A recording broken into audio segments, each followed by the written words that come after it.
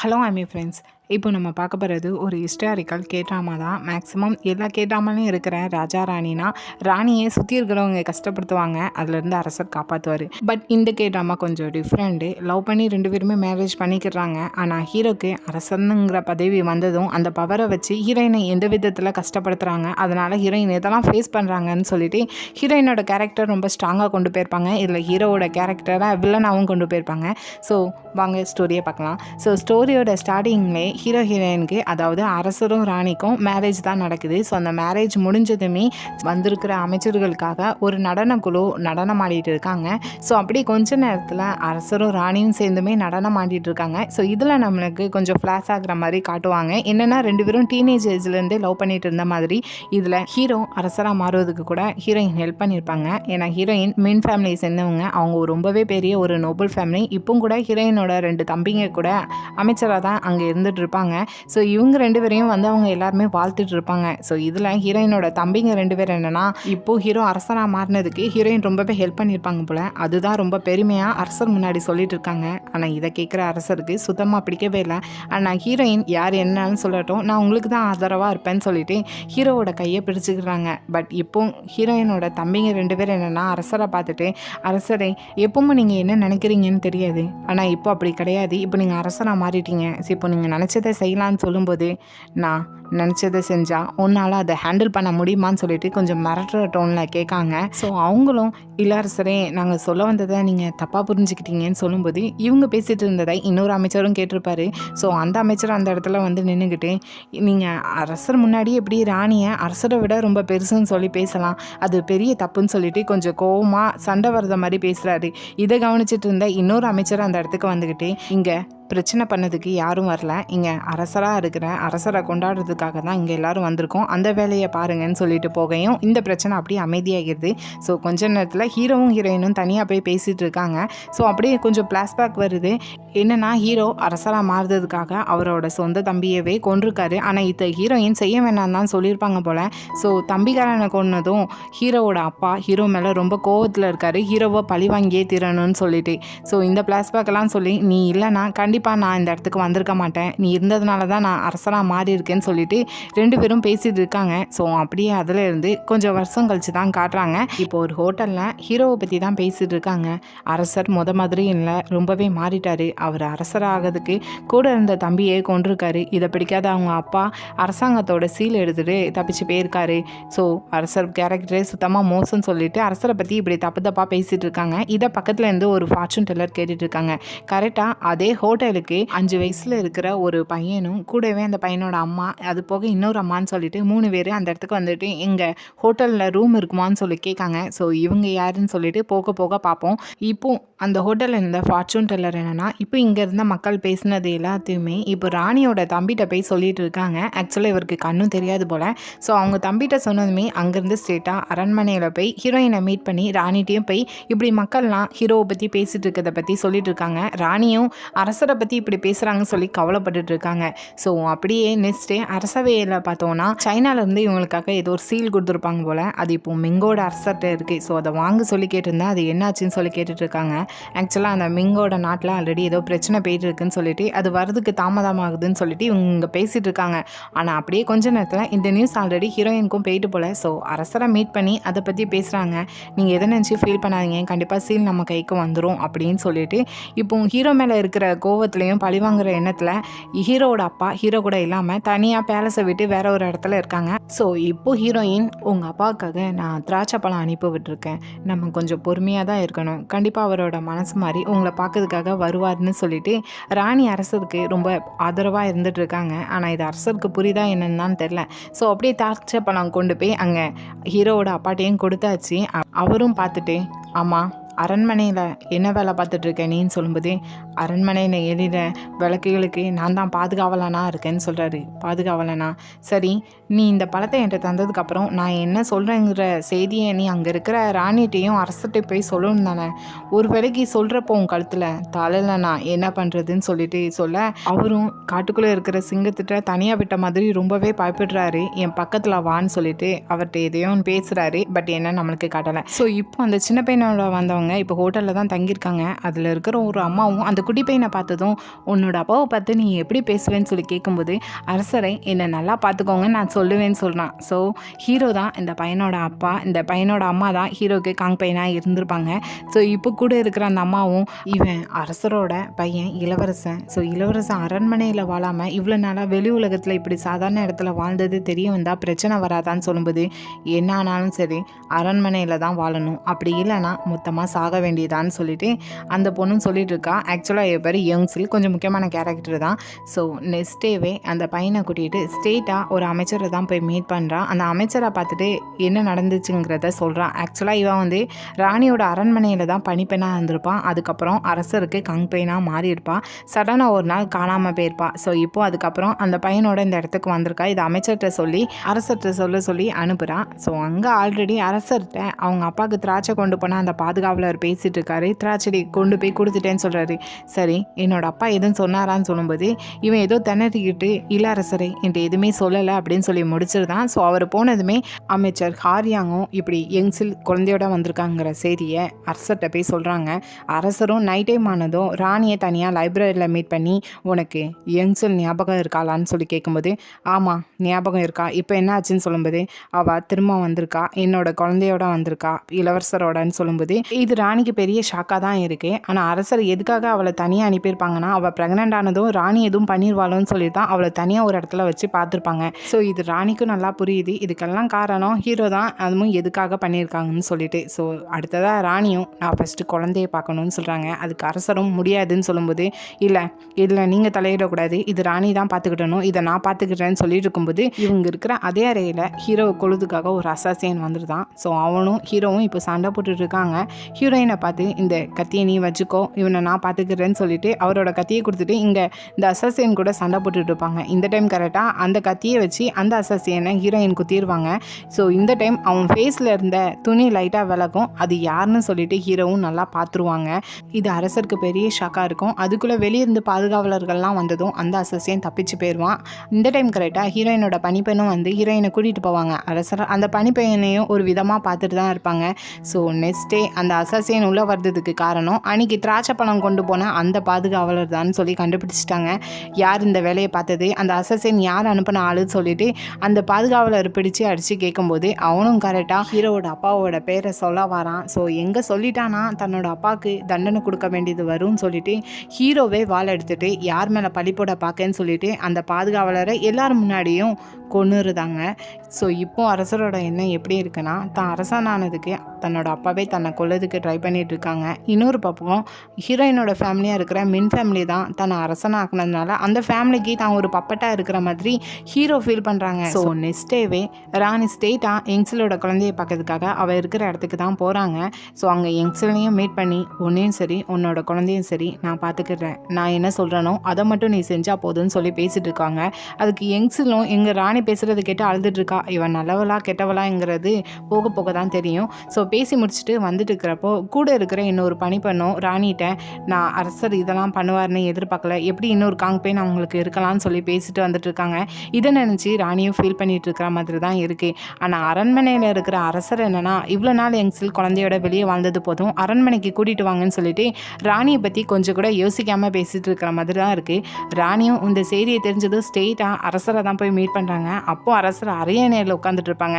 அரியணையை விட்டு கீழே வாங்க, நான் உங்கள்கிட்ட பேசணும், நான் இங்கே கணவன் மனைவியாக பேச வந்திருக்கேன், அரசர் ராணியாக பேச வரலன்னு சொல்லும்போது அரசரும் இறங்கி வராங்க.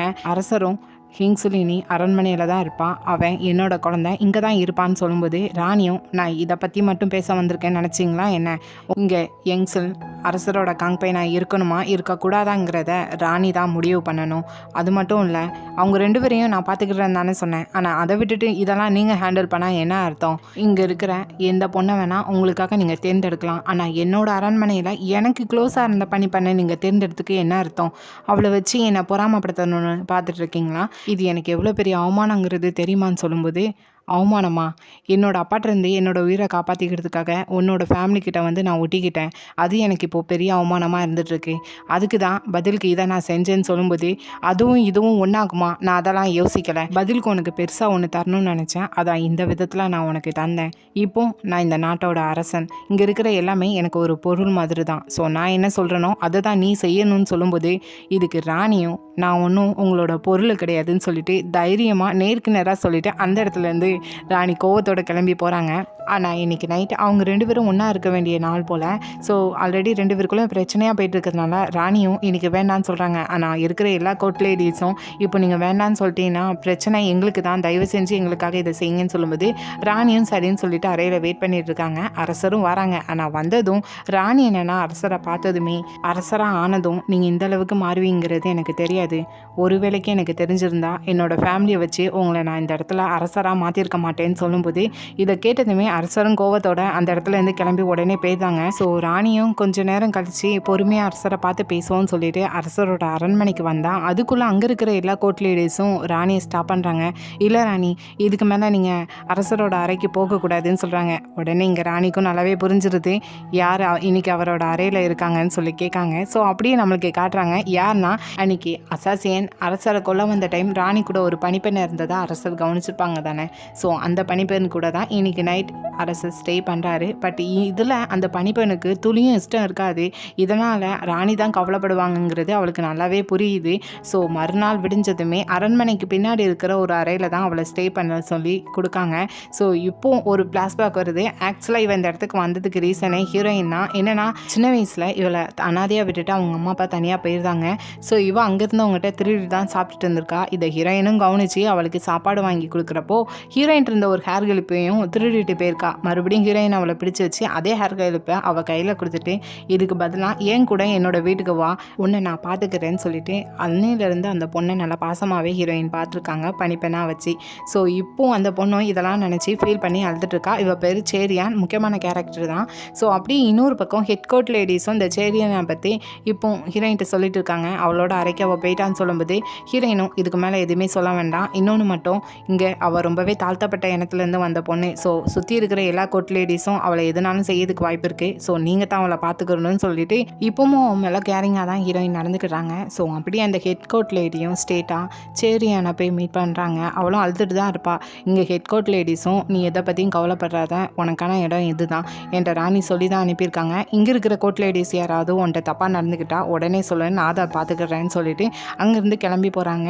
கரெக்டாக ராணியும் அவங்களோட அரண்மனையை விட்டு வெளியே வர்றப்போ சேரியாங் ஸ்டேட்டாக ராணியை பார்த்து அவங்களோட காலிலே போய் விழுறா. என்னை மன்னிச்சிருங்க, என்னை நீங்களே கொன்றுங்கன்னு சொல்லி அழுது கெஞ்சுறா. ராணியும் அதை பார்த்துட்டு, நேற்று நடந்தது உன்னோட தப்பு கிடையாது, உன்னை யார் எடுத்துக்கிட்டாங்களோ அவங்களோட தப்பு தான், அரசருக்கு சேவை செஞ்சுருக்கேன், இது சந்தோஷமான விஷயம் தானே, ஃபஸ்ட்டு நீ பணிப்பெண்ணாக இருந்த, அதை விட இப்போ உன்னோட இடம் வேறு இடமா மாறிடு தானே அப்படின்னு சொல்லி பேசிட்டு இருக்கும்போது இப்போ ராணியோட பையனுக்கு உடம்பு சரியில்லைன்னு சொல்லி செய்தி வருது. என்னன்னா அரசருக்கும் ராணிக்கும் ஆல்ரெடி 3 பசங்க இருக்காங்க. அதில் 3வது பையனுக்கு இப்போ உடம்பு சரியில்லை போல், ஏதோ ஃபீவராக இருக்குன்னு சொல்லிட்டு ராணியும் பையனை பார்த்து சாப்பாடு ஊட்டி விட்டுட்டு இருக்காங்க. இந்த டைம் அரசரும் செய்தி கேட்டு அந்த இடத்துக்கு பையனை பார்த்து தொடலான்னு வராங்க. ஆனால் ராணி பையனை தொட விடக்கூடாதுன்னு சொல்லிட்டு அரசரோட கையை ஸ்டாப் பண்ணுறாங்க. ஸோ அரசரும் கோவத்தோட அந்த இடத்துல எதுவுமே பேசாமல் கிளம்பி போயிதாங்க. கொஞ்ச நேரத்தில் யங்ஸ்லையும் அவங்களோட பையனையும் ராணியை அரண்மனைக்குள்ளே கூட்டிகிட்டு வந்துருந்தாங்க. இது ஆல்ரெடி ராணியே செஞ்சுருப்பாங்க. அரசர் தான் தேவையில்லாமல் அதில் தலையிட்டதுனால ராணி கோவப்பட வேண்டியதாகிட்டு. ஸோ இப்போ யங்ஸில் பார்த்துட்டு உன்னோட பையன் எந்தளவுக்கு படிச்சிருக்கான்னு சொல்லும்போது, நான் அவனை படிக்க வைக்கிற அளவுக்கு எனக்கு தகுதி இல்லை, ஆனால் அவன் நல்ல ஒரு புத்திசாலின்னு சொல்லும்போது, சரி அவன் மற்ற இளவரசர்களுக்கு கூட சேர்ந்து படிப்பான், நீ டேனியும் பகலும் இரவும் அவனை 15 நிமிஷம் பார்த்துக்கிடலாம், ஃப்ரீயாக இருக்கிற டைம் கூட அவன் படிக்கணும் எழுதணும்னு சொல்லும்போது, அவன் சின்ன பையன்தான் ராணின்னு சொல்லும்போது, அவன் இளவரசரோட படிப்பில் நீ எப்படி தலையிடலாம், மற்ற இளவரசர் மாதிரி அவனும் இருக்கணும், அரசரோட குழந்தைங்க எல்லாருமே என்னோட குழந்தைங்களும் தான், என் குழந்தைய பார்க்குற மாதிரி தான் இவனையும் நான் பார்த்துக்கிடுவேன்னு சொல்லி பேசிகிட்டு இருக்காங்க. ஸோ அப்படிங்க அரசவையில் தான் காட்டுறாங்க. என்ன என்னன்னா ஹீரோவோட அப்பா ஹீரோ மேலே இருக்கிற கோபத்தினால இன்னொரு ஆர்மி கூட சேர்ந்து ஹீரோவை பழி வாங்கலாம்னு சொல்லிட்டு டிசைட் போட்டு வச்சதா இங்கே பேசிகிட்டு இருக்காங்க. இப்போ ராணியோட தம்பியில் ஒருத்தனா அவங்க ஆர்மியை ஒன்றா சேர்ந்து வருதுக்குள்ளே நம்ம அதை ஸ்டாப் பண்ணோம், பதிலுக்கு நம்ம சண்டை போட்டால் தான் சரி வரும்னு சொல்லி பேசிகிட்டு இருக்காங்க. ஸோ இதை கேட்டதுமே ஒரு அமைச்சர் அரசரை பார்த்துட்டு அரசர் நம்ம அதைபடி செஞ்சுருவோமா அப்படின்னு சொல்லி கேட்கும்போது ராணியோட தம்பியும் அதெல்லாம் இதுக்கு அரசர்கிட்ட கேட்டுட்டு நம்ம இதை சீக்கிரமாக செஞ்சால் தான் நம்மளுக்கு நல்லதுன்னு சொல்லிட்டு அவங்க கொஞ்சம் அக்கறையோட பேசுகிற மாதிரி தான் இருக்குது. ஆனால் இதை அரசர் எப்படி புரிஞ்சுக்கிட்டாங்கன்னா இங்கே நான் அரசனா இல்லை நீ அரசனா, நீ எதுக்கு பேசுகிறேன்னு சொல்லிட்டு அவனை திட்டிட்டு என்னோட அப்பாவை எதிர்த்து சண்டை போட முடியாதுன்னு சொல்லி முடிச்சிருந்தாங்க. ஸோ அப்படியே நைட் அன்னைக்கு அரசர் புதுசாக வந்திருக்கிற யங்ஸிலோட அடையில தான் ஸ்டே பண்ணுறாங்க. ஸோ நெக்ஸ்ட் டே இங்கே ராணியை பார்த்தோன்னா இப்போ புதுசாக வந்திருக்கிற யங்ஸிலோட பையனை சேர்த்து 4 இளவரசர்களும் எப்படி படிக்கிறாங்கிறத பார்க்குறதுக்காக போகிறாங்க. ஸோ அப்போது அங்கே ஆசிரியர் கேட்குற பாடத்துக்கு ராணியோட 3 பசங்களும் நல்லா பதில் சொல்லிட்டு இருக்காங்க. ஆனால் யங்ஸிலோட பையன்கிட்ட கேட்கும்போது அவன் என்னன்னா எனக்கு படிக்கிறதுக்கு இஷ்டம் இல்லைன்னு சொல்லிட்டு கோவத்தோட அந்த புக்கை மூடுறான். ஸோ இதை கவனிச்சுட்டு இருந்த ராணியும் அந்த பையனை பிடிச்சி காலிலேயே கம்பை வச்சு நல்லா அடித்து விட்டுருந்தாங்க. ஸோ நைட் டைம் போல் யங்ஸில் அழுதுகிட்டே அந்த பையனுக்கு மருந்து போட்டு விட்டுட்டு இருக்கான். கூட இருக்கிற இன்னொரு அம்மா இவங்களோட தேவைக்கு இவங்களோட வேலையை செய்யறதுக்காக வச்சுருக்காங்க போல். ஸோ அந்த அம்மா என்னென்னா இதே இது ராணியோட சொந்த பையனாக இருந்தால் இப்படி அடிச்சிருப்பானான்னு சொல்லிட்டு யங்ஸில் கோவம் முடிட்டு இருக்கும்போது யங்ஸிலும் கோவத்தோட ராணியை பார்க்கணுன்னு வந்துட்டு இருக்கா. ஆனால் அந்த டைம் தான் ராணி கூட ராணியோட 2 தம்பியும் இன்னைக்கு அரசவையில் நடந்ததை பற்றி பேசிகிட்டு இருக்காங்க. அதுலேயும் ஒரு தம்பி இன்னைக்கு அரசர் என்னை பார்த்த பார்வையிலே தெரிஞ்சு என்னை கொண்டு போட்டுடலாமா அந்த விதத்தில் பார்த்துட்டு இருந்தாங்க. கூடவே நான் படைத்தளபதியாக இருக்கணும், அதுலேருந்து ராஜினாமா செய்யணும்னு வேற அவங்களுக்கு மனு வந்துட்டு இருக்கதா சொல்லிட்டு இருக்காங்கன்னு சொல்லும்போது ராணியும் அதை கவனிச்சுட்டு அப்போது ராஜினாமா செஞ்சுதுன்னு சொல்கிறாங்க. இதுக்கு தம்பியும் அது எப்படி இவ்வளோ ஈஸியாக சொல்கிறீங்க ராணின்னு சொல்லும்போது கூட இருக்கிற இன்னொரு தம்பி தான் அக்கா எது சொன்னாலும் சரியாக இருக்கும், நீ ராஜினாமா செய்யின்னு சொல்லிட்டு இருக்கும்போது கரெக்டாக இந்த இடத்துக்கு யங்ஸில் வந்துடுதா. ஸோ அவள் வந்ததை பார்த்ததுமே கோவத்தோட 2 தம்பியும் அந்த இடத்துலேருந்து கிளம்பி போகிறாங்க. இப்போது அவள் என்னன்னா என்னோட பையன் அரசனாக போகிறது கிடையாது, அப்போ எதுக்கு இவ்வளோ கஷ்டப்பட்டு படிக்கணும்னு சொல்லும்போது அவனும் ஒரு இளவரசன் தான், எல்லாரும் மாதிரி தான் அவனும் இருக்கும்னு சொல்லும்போது இல்லவே இல்லை, அரசர் என்னை காதலிச்சது உங்களுக்கு சுத்தமாக பிடிக்கல, அதனால என் மேலே இருக்கிற கோபத்தை என்னோட பையன் மேலே காட்டிகிட்டு இருக்கீங்க, அதுதான் ரீசன் சொல்லும்போது என்ன பைத்தியம் மாதிரி உளறிட்டு இருக்க, நான் ராணியாக இருந்தாலும் அரசர் உனக்கு தான் சொந்தமாக இருக்கணும்னு நினச்சிட்டு இருக்கேன், அதனால நான் உங்களுக்கு தப்பாக தான் தெரியுவேன்னு சொல்லும்போது இந்த அளவுக்கு யோசிக்கிறவங்க ஏன் அரசரை தனியாக விட்டீங்க, அதனால தான் யாருக்கும் தெரியாமல் அரசர் கூட ஒன்றா இருந்தியான்னு சொல்லும்போது ஆமாம் உங்களை சுற்றி இருக்கிறவங்க அரசரை ரொம்பவே காயப்படுத்திச்சு, அதை என்னால் தாங்கி கொள்ள முடியலன்னு சொல்லும்போது போதும் அமைதியாக இருன்னு ராணியும் சொல்கிறாங்க. ஆனால் இவன் கூட கொஞ்சம் கண்டினியூ பண்ணுறா, இதெல்லாம் அரசரை தான் என்கிட்ட சொன்னாங்க, மின் ஃபேமிலி அவருக்கு ரொம்பவே கொடுமையாக இருந்திருக்குன்னு சொல்லும்போது ராணியும் கோபத்தோட அவளோட கன்னத்திலேயே 2 அறை விடுறாங்க. ஆனால் இந்த இடத்துல ராணியுமே அழுதுட்டாங்க, ஏன்னா இந்த அளவுக்கு அரசர் அவளுக்கு இடம் கொடுத்து வச்சுருக்கிறத நினச்சிட்டு. ஸோ இப்போ அவள் கண்ணம் நல்லா காயமாக இருக்குது. ஆனால் இந்த நிலைமையில் அரசர் அவளோட அறைக்கு இன்றைக்கி நைட்டு வரதா சொல்லியிருக்காங்க போல். ஸோ அதை கேட்டுட்டு கோட்லேடியும் அங்கே யங்ஸில் பார்த்துட்டு அரசர் இன்றைக்கி வாரேன்னு சொல்லியிருக்காங்க, நான் வேணும்னா அடுத்த முறை வர சொல்லவான்னு சொல்லும்போது எதுக்கு அரசர் வரட்டும், அரசருக்கு தேவைப்படுறப்போ காங்பெயின் சேவை செய்கிறதுல தப்பு கிடையாதுன்னு சொல்கிறான். ஏன்னா ராணி வலை அடித்ததை அரசர்கிட்ட காட்டணும்னு சொல்லிட்டு அந்த காயத்தோடு வச்சுட்ருக்கான். ஸோ அப்படியே கொஞ்ச நேரத்தில் இவளோட கோட்லேடி அடிக்கடி மார்க்கெட்டுக்கு போயிட்டு இவளுக்கு தேவையான மேக்கப் ஐட்டம்ஸ்லாம் வாங்கிட்டு வருவாங்க போல், அதாவது அரசர் இவள் பக்கத்துலேயே இருக்கணுங்கிறதுக்காக. ஸோ அப்படியே கொஞ்ச நேரத்தில் சரி அங்கே வர சொல்லியிருப்பா போல். ஸோ அவளும் வந்து கன்னத்தில் இருக்கிற காயத்தை பார்த்து என்னாச்சுன்னு சொல்லி கேட்கும்போது அங்கே இருக்கிற கோட்லேடி அரசருக்கு காங்பெயினாக இருந்தால் இந்த நிலமை அப்படின்னு சொல்கிறா. இங்கே இருக்கிற யங்ஸினும் ராணியோட பணிப்பெண்ணாக இருந்ததுனால ராணியை பற்றியும் உனக்கு எல்லாமே தெரியும், இப்போ நம்ம காங்பெயினாக இருக்கிறதுனால அவங்க நம்மளை என்னன்னாலும் பண்ணலாம், ஆனால் நீயும் நானும் ஒன்றா இருந்தால் அவங்களால எதுவுமே பண்ண முடியாது, உன்னோட முடிவு என்னன்னு சொல்லி கேட்கா. கூட இருக்கிற கோட்லேடியும் இங்கே அரண்மனையில் இருக்கிற எல்லாருக்குமே தெரியும் அரசருக்கு ராணியை விட காங்பெயின் யங்ஸின் மேலே தான் பார்வை அதிகம்னு சொல்லிட்டு உன்னோட முடிவை நீ தெளிவாக எடுத்தால் நல்லா இருக்கும்னு சொல்லும்போது அவளும் கொஞ்சம் குழம்பி போயிட்டான். ஸோ அப்படியே கொஞ்ச நேரத்தில் தனியாக மீட் பண்ணி ஒரு நாள் நைட்டு அரசருக்கு சேவை செஞ்சு அரண்மனையில் பின்னாடி ஒரு அறையில் தனியாக உன்னோட வாழ்க்கை முடிஞ்சிடக்கூடாது, ஸோ நாங்கள் சொன்னதை நல்லா யோசித்து முடிவெடுன்னு சொல்லும்போது நல்லா யோசித்து பார்க்கா அவளுக்கு ராணி தான் வேணும்னு சொல்லிட்டு ராணியோட பணிப்பெண்ணுடைய போட்டுக்கிட்டு ஸ்ட்ரெயிட்டாக ராணியோட அரண்மனைக்கு தான் போகிறான். ஸோ ராணியை மீட் பண்ணி நான் உங்களுக்கு ப்ராமிஸ் பண்ணியிருக்கேன், நான் இந்த இடத்துக்கு வரும்போது நான் உங்கள் கூட தான் எப்போவுமே இருப்பேன், நான் எப்போவும் உங்கள் கூட தான் இருக்கணும்னு ஆசைப்பட்றேன். உங்களோட பணிப்பெண்ணாக தான் இருக்கணும். அரசர் என்னை எடுத்துக்கிட்டது என்னோட தப்பு இல்லைன்னு நீங்கள் சொல்ல தானே செஞ்சீங்க. நான் இங்கேயே உங்களுக்கு பணிப்பெண்ணாக வேலை பார்க்கன்னு சொல்லிட்டு அவள் கெஞ்சிட்டு இருக்கா. ஆனால் ராணி கொஞ்சம் கூட அசரவே இல்லை. வெளியே இருக்கிற கொட்லேடியெல்லாம் வர வச்சுட்டு, எல்லாரும் என்ன பண்ணிட்டு இருக்கீங்க, அரசருக்கு சேவை செஞ்ச பொண்ணை எதுக்கு இந்த இடத்துக்கு இப்படி வர வச்சுருக்கீங்க, இதெல்லாம் அரசர்கிட்ட போய் சொல்லி நான் அரசர்கிட்ட திட்டு வாங்கணும்னு பார்த்துட்டு இருக்கீங்களா, அவளை இந்த இடத்துல இருந்து கூட்டிகிட்டு போங்கன்னு சொல்லிட்டு அவளை கொஞ்சம் கூட கண்டுக்கிடாமல் அந்த இடத்துல இருந்து வெளியே அனுப்பி வச்சுட்டாங்க. அவளும் என்னை நீங்கள் கைவிட்டுட்டீங்க, எதுக்கு இப்படி பண்ணிட்டீங்கன்னு சொல்லிட்டு வெளியே நின்று கத்தும்போது கூட இருக்கிற ஹெட் கோர்ட் லேடி தான், ராணி இதெல்லாம் பண்ணவே இல்லை, அரண்மனையில் நீ எப்படி வாழணுங்கிறதுக்காக தான் உன்னை இப்படி பண்ண வச்சுட்டு இருக்காங்க, ஸோ உன்னோட இடத்துக்கு போன்னு சொல்லி அவளை அனுப்பி வைக்காங்க. கூடவே அரசரோட ஹெட் கோர்ட் லேடியும் மீட் பண்ணி செய்கிறாங்க பார்த்துக்கிட்ட சொல்லி கொஞ்சம் வார்ன் பண்ணி விடுறாங்க. ஆனால் இப்போ செய்கிறாங்க என்ன திங்க் பண்ணுறாங்கன்னா, ஒரு பக்கம் எங்ஸில் ஒரு விதமாக பேசிகிட்டு இருக்கா, இங்கே ராணி நம்மளை ஏற்றுக்கிறதா இல்லை, நம்மளோட வாழ்க்கை இந்த அரண்மனை பின்னாடியே முடிஞ்சிருமோன்னு சொல்லிட்டு இப்போ அரசரோட ஹெட் கோர்ட் லேடியை தனியாக மீட் பண்ணி என்னோட வாழ்க்கை இங்கே அரண்மனைக்கு பின்னாடி இருக்கிற அறையிலேயே முடிஞ்சிடக்கூடாது, ஸோ நானும் அரசரை மீட் பண்ணுறதுக்கு நீங்கள் தான் எனக்கு ஹெல்ப் பண்ணணும்னு சொல்லி கேட்கா. அதுக்கு அந்த கோர்ட் லேடியும் அது என்ன அவ்வளோ ஈஸின்னு நினச்சிக்கிட்டியா என்ன, அரசர் உன்னோட அறைக்கு வர்றதை அரசர் தான் முடிவெடுக்கணும்னு சொல்லும்போது இப்போ சேரியாங்க என்னன்னா ஹீரோயின் சின்ன வயசுல இருந்து கொடுத்த அந்த ஹேர் கிளிப்பை எடுத்து இது ராணி எனக்கு தந்ததுன்னு சொல்லிட்டு அந்த ஹெட் கோர்ட் லேடி கையில் கொடுக்கா.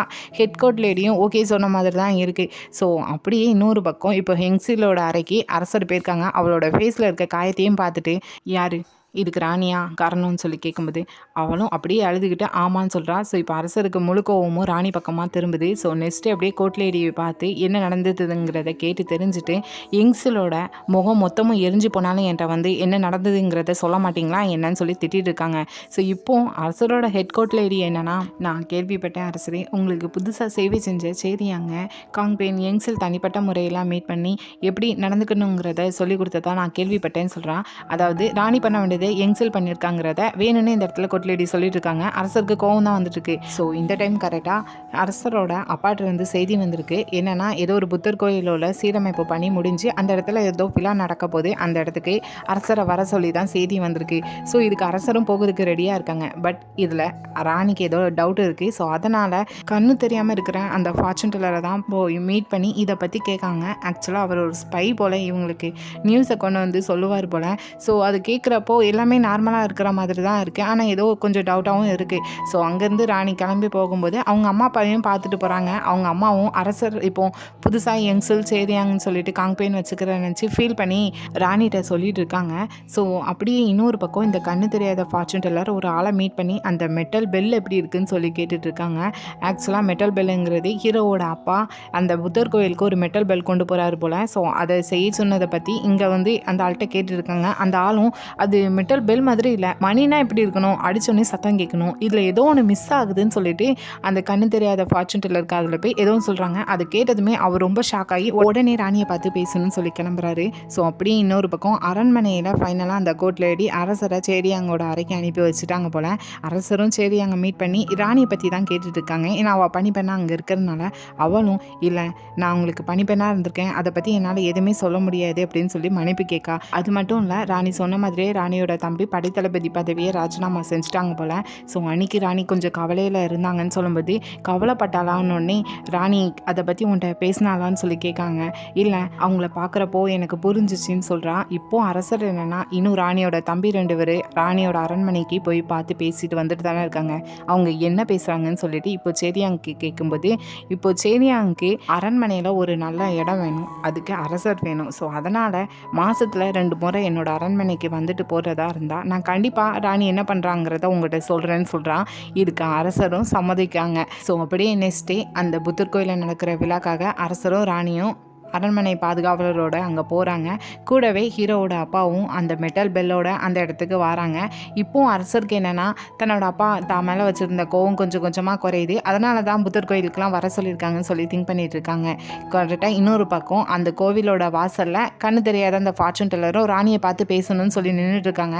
அவரை உள்ளே விடலை. இப்போது ராணியோட தம்பி இதை கவனிச்சிருக்காங்க. ஸோ போய் என்னன்னு கேட்டு ஸ்ட்ரெயிட்டாக ராணியையும் அவங்கள பார்த்து பேசுறதுக்காக கூட்டிகிட்டு வராங்க. அவரும் சொல்கிறாரு அது மெட்டல் பெல் கிடையாது, அரசர் அரசரை கொல்றதுக்காக கொண்டு வந்திருக்கிற இரும்பு ஆயுதம்னு. இதை கேட்டதுமே ராணியும் அரசரை காப்பாற்றுறதுக்காக அரசரை பார்க்கறதுக்காக ஓடுறாங்க. அங்கே கரெக்டாக அங்கே அரசரோட அப்பாவும் அந்த பாக்ஸை ஓப்பன் பண்ணி கையில் அந்த இரும்பு ஆயுதத்தை எடுக்காங்க. ராணியும் பக்கத்தில் போயிட்டாங்க. இப்போ அரசரை பார்த்து அந்த இரும்பு ஆயுதத்தை வீசும்போது ராணியும் அரசருக்கு எதுவும் ஆகக்கூடாதுன்னு சொல்லிட்டு அரசரை காப்பாற்ற போய் அந்த இரும்பு ஆயுதம் ராணியோட முதுகை கிழிச்சிட்டு போயிடுது.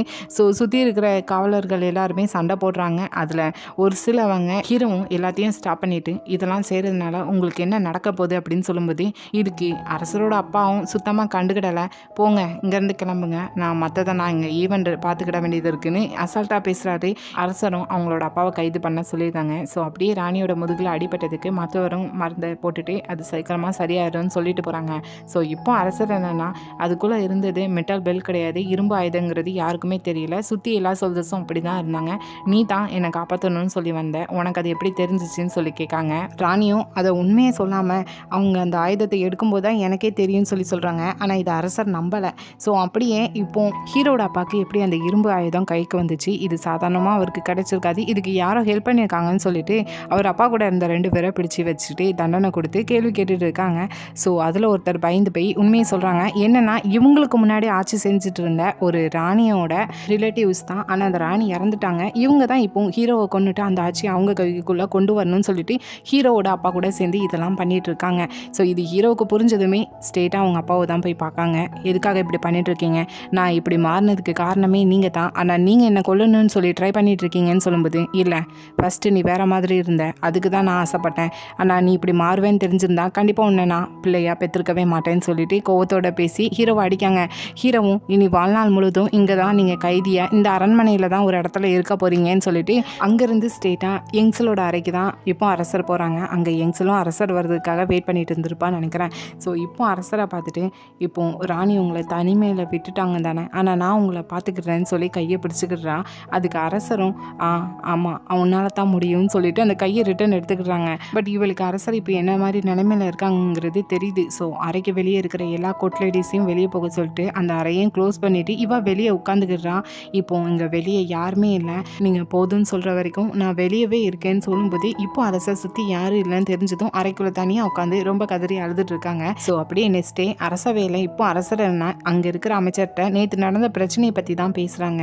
கூடவே இப்போ என்னை காப்பாற்ற போய் ராணிக்கும் இப்போ அடிபட்டுட்டு கண்டிப்பாக இதை வச்சு எல்லாருமே நானும் என்னோட அப்பாவும் சேர முடியாதுங்கிற மாதிரி வதந்தி பரப்புவாங்க. ஸோ இதை அடிப்படையாக கொண்டு ராணியோட பதவி நீக்கத்தை பற்றி நம்ம பேசலாம் அப்படின்னு சொல்லி சொல்கிறாங்க. ஸோ இதை கேட்டதுமே ராணியோட 2 தம்பிங்களுக்கும் பெரிய ஷாக்காக இருக்குது. இது ராணிக்கும் இந்த நியூஸ் போகுது. ஆனால் ராணி என்னன்னா அரசரை காப்பாற்றினதுனால ராணியோட செல்வாக்கு கூடும், அதனால தான் அரசர் இதெல்லாம் பண்ணுறாங்கிறது ராணிக்கும் புரியுது. ஆனால் ராணியோட 2 தம்பியும் அங்கே வந்து நின்றுக்கிட்டு அரசருக்கு அறிவு இல்லாமல் போயிட்டுன்னு நினைக்கிறேன், உங்களை போய் பதவி நீக்கம் பண்ணணும்னு சொல்லி பேசிட்டு இருக்காருன்னு சொல்லி திட்டிட்டு இருக்காங்க. அப்போமா ராணி என்னன்னா அரசரை என்ன சொல்லி பேசுகிறங்கிறத பார்த்து பேசுன்னு தான் சொல்லிட்டு இருக்காங்க. இந்த டைம் கரெக்டாக ராணியோட பதவி நீக்கத்தை கேள்விப்பட்டு சேரியாங்கோ ராணியை பார்த்து பேசணும்னு சொல்லிட்டு அங்கே வரான். அங்கே ஆல்ரெடி அவங்க 2 பேரும் பேசிட்டு இருக்கிறதுனால இவ வெளியவே நிற்கா. என்னன்னா அவங்க உள்ளே என்ன பேசுகிறாங்கிறத கேட்டுட்டு இருக்கா, ஏன்னா அரசர்கிட்ட போய் சொல்கிறதுக்காக. ஸோ இப்போ ராணி என்னன்னா கொஞ்சம் யோசிச்சு பாருங்க, அரசரோட அப்பா வீசின அந்த இரும்பு ஆயுதம் அரசர் மேலே பட்டிருந்தா அரசர் இறந்துருப்பார், என்னோட பையன் அரியணைக்கு ஏறியிருப்பான். ஆனால் அது அவ்வளோ ஈஸியாக அரசரோட அப்பா செய்ய விட்டுருக்க மாட்டார்.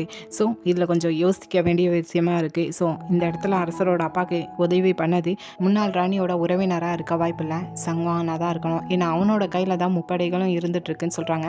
ஆக்சுவலாக சன்வாங்குங்கிறது அரசரோட மூத்த அண்ணன் போல்.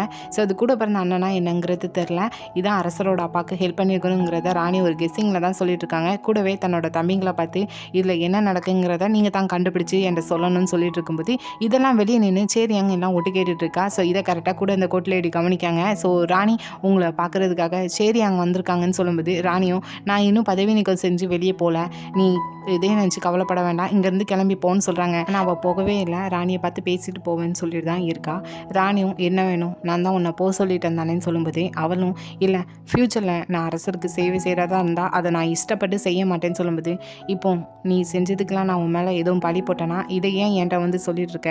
இல்லை, நான் பழையபடி உங்களுக்கு பணிப்பெண்ணாக இருந்து உங்கள் பக்கத்தில் எப்பவுமே இருக்கிற மாதிரி இருக்கணும்னு ஆசைப்பட்றேன், அதுதான் எனக்கு வேணும், நான் கொஞ்சம் கூட மாறவே இல்லைன்னு சொல்லிட்டு அவள் நடிச்சிட்டு இருக்கும்போதே ராணியும் அவளை பார்க்காங்க. இல்லை, நீ முழுசாக மாறிட்டேன், இங்கேருந்து கிளம்புன்னு சொல்லிட்டு அவளை அனுப்பி வச்சுருந்தாங்க. இவளும் என்னடா ராணி ஸ்டேட்டாகவே இப்படி சொல்கிறாங்கன்னு தான் ஃபீல் ஆகுது. ஸோ அப்படியே ராணி இப்போ 4 இளவரசர்கள் படிச்சிருக்கதா பார்க்கறதுக்காக தான் போகிறாங்க. ஸோ இப்போ யங்ஸலோட பையன் ஃபஸ்ட்டு இந்த மாதிரி இல்லை, நல்லாவே படித்து எழுத ஆரம்பிச்சிட்டான். ராணி இதை பார்த்துட்டு நீ நல்லா படிக்க ஆரம்பிச்சிட்டேன் எப்படின்னு சொல்லி கேட்கும்போது அந்த குட்டி பையனும் அரசர் தான், நான் ஒவ்வொரு புக்கையும் ரீட் பண்ணி படித்து முடிக்கும்போது எனக்கு ஏதாவது தருவேன்னு சொல்லியிருக்காங்க, என்னை நல்லாவே பாராட்டினாங்க, எனக்கு ஸ்நாக்ஸ்லாம் வாங்கி தந்தாங்கன்னு சொல்லிட்டு இருக்காங்க. பட் ஹீரோயினுக்கு பிறந்த 3 பசங்களும் அதை கவனிச்சுட்டு அப்பா உனக்காக அதெல்லாம் செஞ்சாங்களா என்னன்னு சொல்லி ஏக்கமாக கேட்டுட்டு இருக்காங்க. ஹீரோயின் இது கவனிச்சுட்டு இருக்காங்க. இந்த டைம் கரெக்டாக இந்த இடத்துக்கு ராணியை பார்த்து பேசணும்னு சொல்லிட்டு அரசர் வந்திருக்காங்க. ஸோ 2 பேரும் தனியாக தான் பேசுகிறாங்க. நான் அரியணைக்கு ஏறும்போதே சீக்கிரட்டாக இன்ஃபர்மேஷன் தவிர வைக்கக்கூடாதுன்னு சொன்னேன், ஆனால் உனக்கு என் மேலே என்னோட அப்பா இரும்பு ஆயுதத்தை எரிய போகிறத பற்றி தெரிஞ்சிருக்கு, ஏன்னா நீ இன்ஃபர்மேஷன் வச்சுருக்க, எதுக்காக இப்படி பண்ணுறேன்னு சொல்லும்போது அப்போது இதுக்காகத்தான் என்னை பதவி நீக்கம் செய்கிறதுக்காக இருக்கீங்களான்னு சொல்லும்போது உன்னோட ஃபேமிலியும் சரி நீயும் சரி அரசரோட உத்தரவை மீறி தான் நடந்துட்டுருக்கீங்க. நான் அரியணை ஏறி கொஞ்ச நாள் தான் ஆகுது, என்னோட பேச்சை யாருமே கேட்குறதா இல்லை, அதுக்காக தான் நான் இதை பண்ணிகிட்ருக்கேன்னு சொல்லும்போது ராணியும் உங்களுக்கு ஏதாட்டு நடந்துருமோன்னு சொல்லிட்டு தான் நான் இதெல்லாம் பண்ணிகிட்ருக்கேன், கொஞ்சம் யோசித்து பாருங்கள், உங்கள் அப்பா எரிஞ்ச அந்த இரும்பாயுதம் உங்கள் மேலே பட்டு உங்கள் உயிர் போயிருந்தா அடுத்ததாக ஸ்டேட்டாக அது நம்மளோட பசங்களுக்கு அந்த அரியணை போயிருக்குன்னு நினச்சிருக்கீங்களா? அடுத்ததாக கண்டிப்பாக உங்கள் அப்பா பிளான் பண்ணாமல் இருந்திருப்பாரு, கண்டிப்பாக இது எல்லாத்தையும் சங்வாங்க்கு கொடுக்கலான்னு தான் அவர் பிளான் போட்டிருப்பாருன்னு சொல்லும்போது போதும், நான் என்னோடய அப்பாவையும் என்னோடய அண்ணனையும் எதிரியாக பார்க்க சொல்கிறியா என்ன?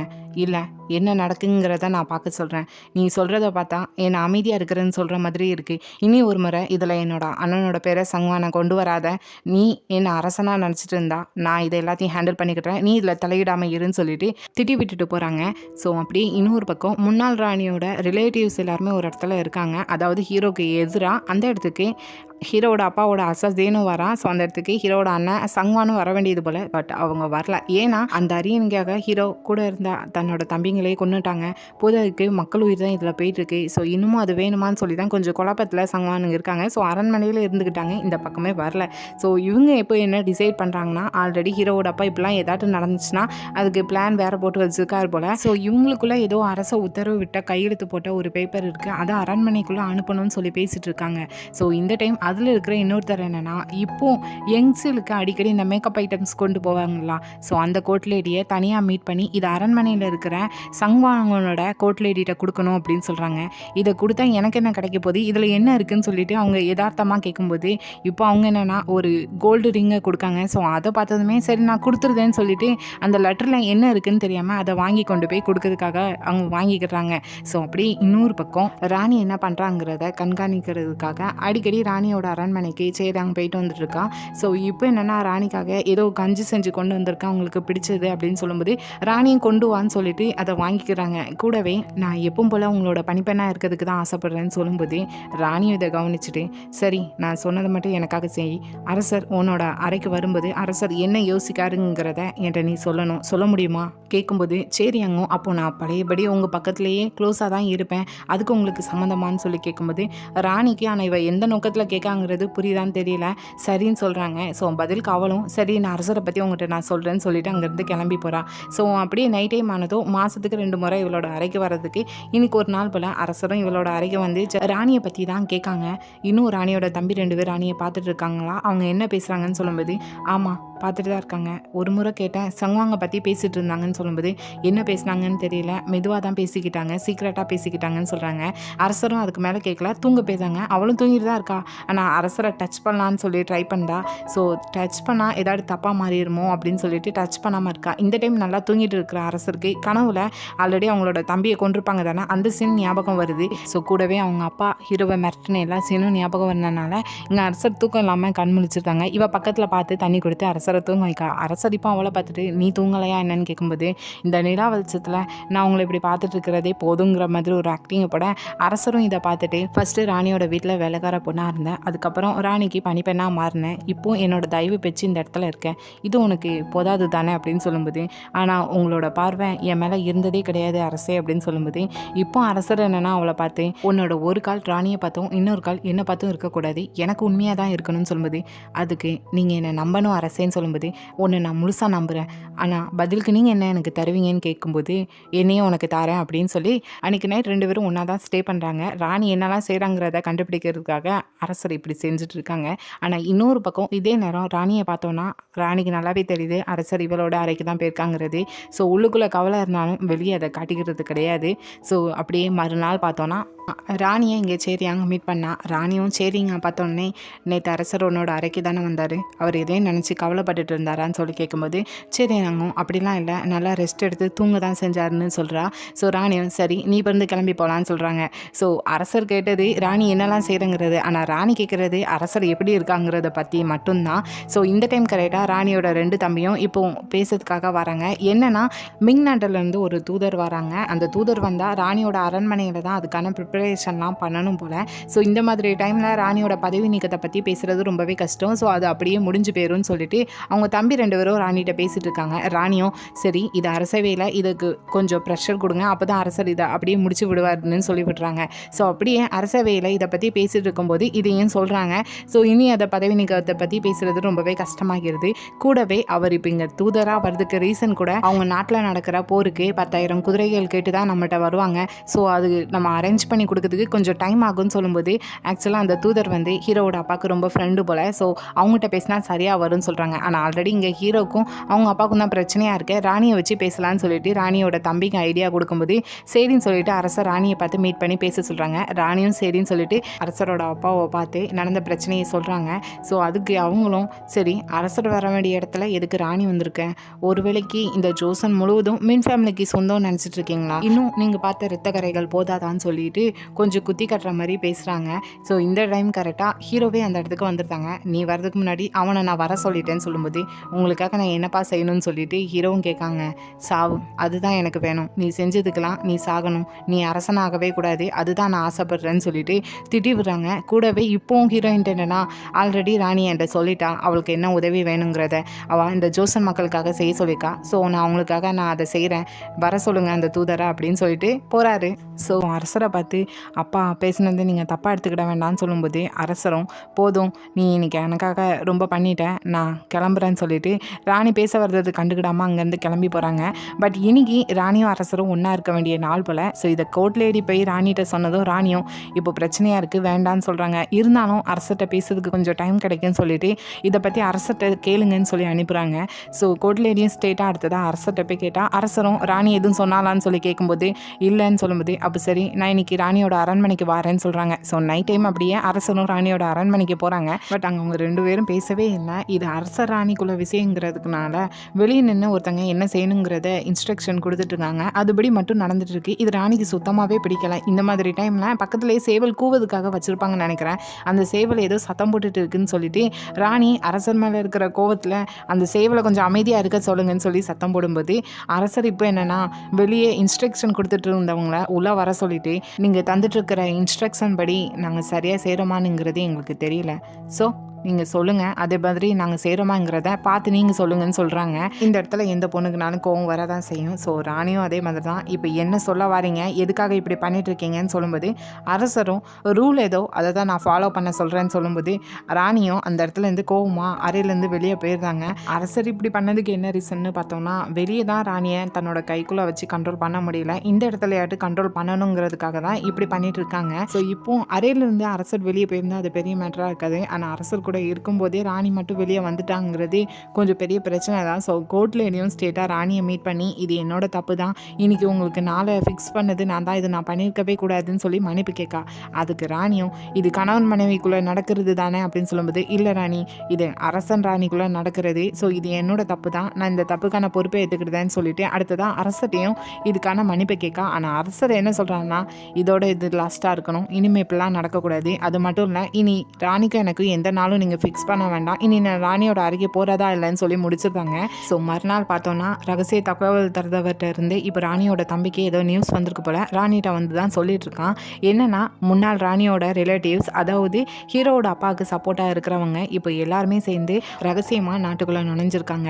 மிங்லேருந்து வரத தூதுவரை அரசோட அப்பா பார்த்து பேசிட்டு திரும்புகிற வழியில் அரசரோட அப்பாவை சண்டை போட்டு அந்த இடத்துல இருந்து கூட்டிகிட்டு போயிடுவாங்க. அதுக்கப்புறம் அரசரோட அப்பாவோட தலைமையில் மீண்டும் போருக்கு வருவாங்க. அதில் சங்வானோட முப்படைகள் இணைஞ்சா கண்டிப்பாக நம்மளோட ஆட்சி கவிழ்றதுக்கு வாய்ப்பு இருக்குன்னு சொல்லிட்டு அவன் கொஞ்சம் பதட்டத்தில் பேசிட்டு இருக்கான். ராணியும் இதை கேட்டதுக்கப்புறம் இதுக்கு சங்வானோட முடிவு எப்படி இருக்குங்கிறத யோசிக்கன்னு சொல்லும்போது தெரியல, ஆனால் சங்வானோட முப்படைகள் இணைஞ்சிட்டா கண்டிப்பாக இந்த ஆட்சியோட முடிவு காலம் வந்துடும். போதாதுக்கு அரசோட அப்பாவுக்கு சப்போர்ட்டாக இருக்கிற எல்லாருமே ரகசியமாக கையெழுத்துமிட்டு சங்வான் தான் ஆட்சியில் இருக்கிறோங்கிறதுக்காக எழுதின ஒரு லெட்ரு இங்கே ரகசியமாக அரண்மனைக்குள்ளே சங்வானுக்கு போயிருக்குன்னு சொல்கிறாங்க.